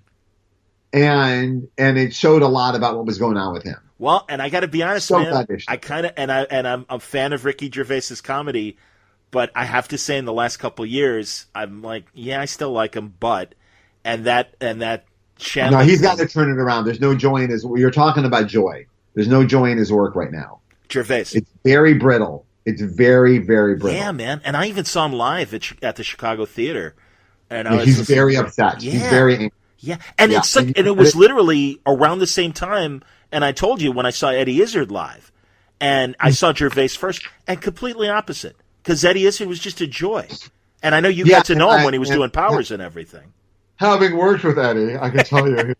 No, but he is that. He is. There's an insane amount of joy. In fact, I just saw they greenlit a movie Eddie wrote. Oh, cool. And I did have that. Oh, I'm so happy for him, because if he wrote a movie, he must really mean it. Because he loves life. Yeah. I got excited that someone who loves life that much wrote something, you know. Very cool. So, but back to the Gary of it all. Yeah, maybe because he's Jewish, and I don't know. It just, all of it really got under my skin. I was so happy to have it, and I felt a little healed after I saw it. I understand. Like a week later, like I felt, oh, that was helpful. So, and that's again, not everyone's been through what I've been through. Not everyone feels the same way about his work that I do, but it was deeply moving to me. Well, so. and I mean, I can appreciate, again, as a fellow Jewish person, to feel some of the things you did. Him losing his brother at such a young age, and also that the parents didn't know how to tell him. I had the complete opposite thing happen to me. And again, not to get sad, because literally, folks, this was almost 50 years ago. But my mother died when I was very young. And luckily, I had a very supportive family and other people in my life when you completely don't understand what's going on. And really were there to hold my hand and explain it to me.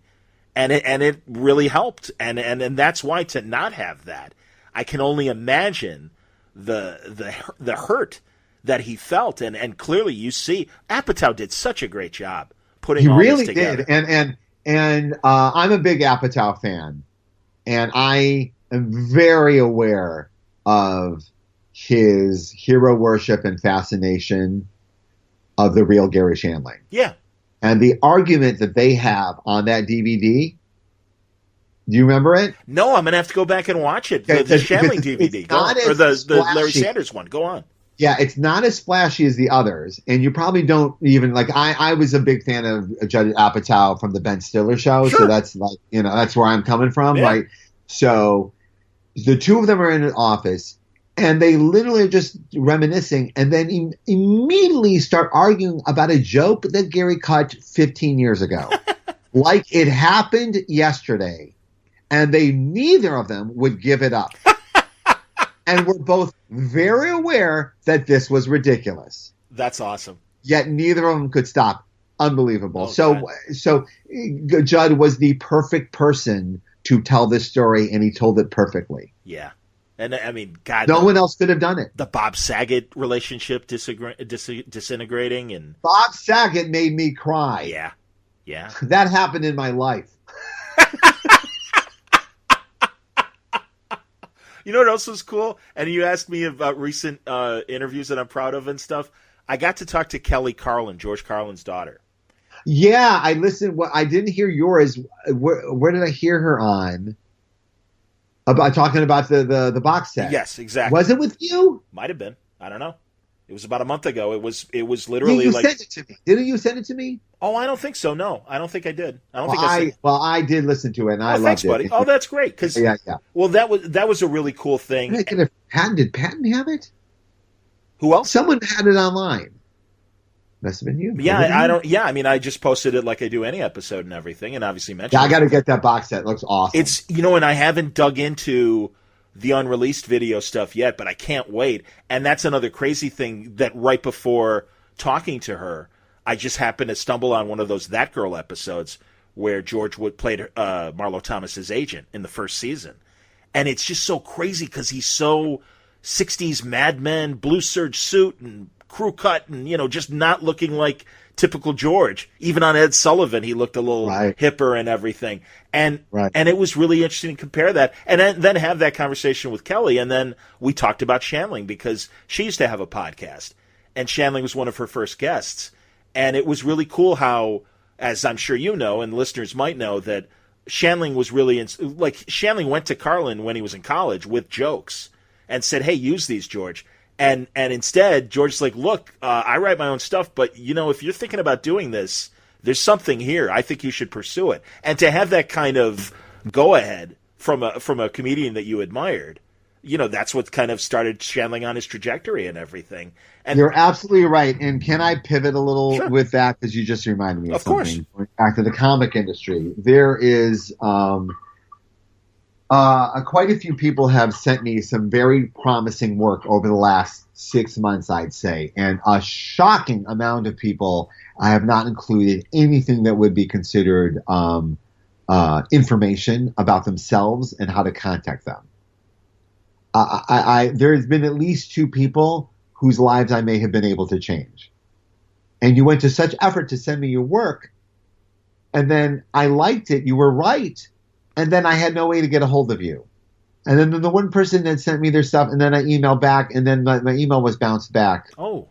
And I'll never know if you got the email. It's just so frustrating because like I'm trying to have a George Carlin moment with some of these wonderful artists, and they can please write your name on your work. It's a grade school thing. Sure. And some of it is so beautiful, and we worked so hard on that. The fact that you forgot to write your name and phone number on it, or to put a return address on an envelope that you mailed me, it's maddening to me. And you probably go, that dick didn't even write me back. So I know I'm not the only one this happens to. I was talking about it with some other writers. For those who are trying to break in, there are at this moment at least 30 jobs I know of that are available, right? They are looking. So do apply for the jobs, but you have to be very professional about it, which means you have to include legible contact information. I know this sounds ridiculous. Like, who wouldn't do this? I'm telling you, a shocking amount. Interesting. And good work that's hireable. It's not like, oh, yeah, this is a crazy person that doesn't know how to address an envelope. This is a good person with talent. Yeah. Wow. So just to put it out there, I would love to George Carlin somebody. I love doing it. So that's awesome, man. Well, like you said, we were talking too about like there's a lot of people not sending submissions to writers. You should do that more. Artists, like writers that you think wouldn't give you the time of day, don't think that. Wait a minute. So you're saying other writers or artists to writers? We were talking about the other writers. There's a lot of writers that aren't getting the portfolios directly to them. The artists. Yeah. The artist portfolios. Artists aren't sending writer stuff. Yes, okay. They're sending editor stuff or other artists. Like an artist will send something to Mark Bagley, but not to me. Meanwhile, Mark Bagley's not going to hire him. Sure, right, exactly. Mark Bagley's like, dude, you're trying to steal my job. Well, right, exactly. No, that's not how Mark is, but you know what I mean. I do know what you mean. No. So I just want to let out, you should, if you're an artist and you got the goods, you should send your shit in. There's quite a few artists I've worked with over the last couple of years that hit me with cold calls. Interesting. Simone, who I did Spider-Man with, hit me on a cold call. He got Spider-Man off the gig, off an email. It happens. Wow. Not everybody, but it happens. Well, and I just wanted you to. Make sure that you have enough gigs in your email account. When I email back, you'll get it, and write your name. Very cool. No, and I just wanted to clarify that you were talking about artists and not writers, because unfortunately that is the problem. That writers, it's like, oh no, please don't. No, I'm sorry, I'm not much with pronouns. I'm a professional writer. That's but yeah, you're right. No, like writer, you'll get a lot of, but they're not even writers. They're just people who will like go, hey, here's my idea for Catwoman, and you're like, yeah, don't send me your idea for Catwoman. Don't. It's your. First of all, it's yours. Second of all, you shouldn't give it to me, and you shouldn't give it to someone. I'm not going to steal it, but someone might. right? And once you email it to them, you've just given it to them. Don't do that. I hear you. And also, it's our job. I know you think it's fun, so you think, oh, I'll just do it for fun. It's weird, and it's a legal hassle, and just don't do it. Understood. Just tell your friends your cool idea. And you know what? If it's a really good idea, then you should sit down and write it. You should do it. It's your idea. Well, and Dana Gould, when I got to talk to him, not to name drop, but something he said on his own podcast, it's like, instead of waiting for that opportunity to come to you, like you said, write it yourself. Like if you want, I apply that to what I'm doing with the podcast and everything. And he was saying it from an entertainment standpoint. He's like, create your own showcase if you're a performer. Don't wait for someone to hire you. Make your own thing and perform. Yeah, almost everyone you've admired in the world has done that on some level. Yep, absolutely. Just by sheer force of will, or they didn't know any better. Very true. Those are my favorite. I didn't know any better guy. There you go. It's only after you look back and go, well, you're just an idiot. This should not have worked at all. All right, Bob. I'm gonna jettison you because I think we did. Yeah, I'm done. I wanted to give you all the time you needed. No, God bless you. And truly, these marathons, they love them, and you know this. Again, we got a great response from the last one. I imagine we'll get a similar one for this one.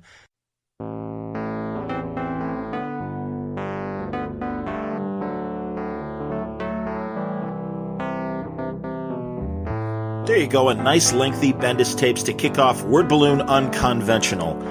We've got more great episodes that, again, reflect the kind of panels that I like to see at San Diego Comic-Con and some of the bigger cons. And the great thing about San Diego Comic-Con, if I may, even though I'm not even going this year, is they are so unique to the San Diego experience.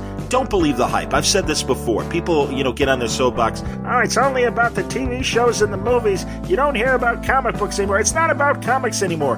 Bullshit.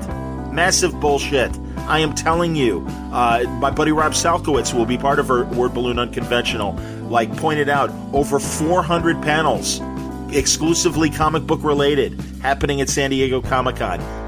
Dozens of panels each day, from comic book history to the contemporary comics to alternative comics and small press. Everybody is represented at Comic-Con from the comic book industry, and the next few Word Balloons will reflect that. So I hope you enjoy it. I hope you enjoyed today's show as well. Again, brought to you by the League of Word Balloon listeners. Thank you very much, League, for your support. If you like Word Balloon and would like to subscribe to Word Balloon, I'm having trouble talking tonight, you can click on the Patreon ad right on the front page of wordballoon.com. That will take you to my Patreon page, or you can go to patreon.com/wordballoon.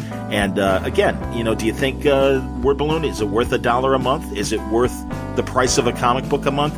I try hard to give you a lot of in-depth conversation here at Word Balloon and give you a great experience of hearing these wonderful creative people talk about the things they love. I mean, this Bendis Tapes is a classic example. Not only the work they do, but the things that inspire them as well. And I always try for a fun conversation, and I think we succeed. So go to patreon.com/wordballoon or click on the Patreon ad right on the front page of my website, wordballoon.com. But thank you very much, League of Word Balloon listeners. Word Balloon is also brought to you by InStock Trades at InStockTrades.com, and I am putting the name Brian Michael Bendis in here to see what pops up as far as some great deals on some Bendis product from InStockTrades.com. You can get Fire, the definitive collection. This is one of Brian's very first works. He wrote and drew it years ago for Caliber. It's come out under the Icon imprint, the Image imprint, soon to be under the DC imprint as well. This is the definitive collection. It's 42% off, only $5.77. You can also get the Power Script book from Bendis. Mike Oeming doing the art in this book, and study those original scripts of the first 2 graphic novels of Powers, the first 12 issues, if you will. It's a really great way to learn how to write comics. 42% off, $11.57. There are plenty of trades of Ultimate Spider-Man to get. They range in prices. The very first trade, Power and Responsibility, man, has it really been almost 20 years since the first volume of Ultimate Spider-Man? I guess so. Bendis and Bagley, 42% off, $11.59. Volume 3 is Double Trouble.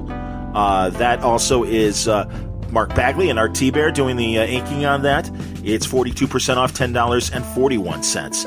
You can also get Ultimate X-Men. Remember when Brian and Mark Miller were writing Ultimate X-Men. David Finch, the artist on this. Pretty cool stuff. It's Volume 7, Blockbuster.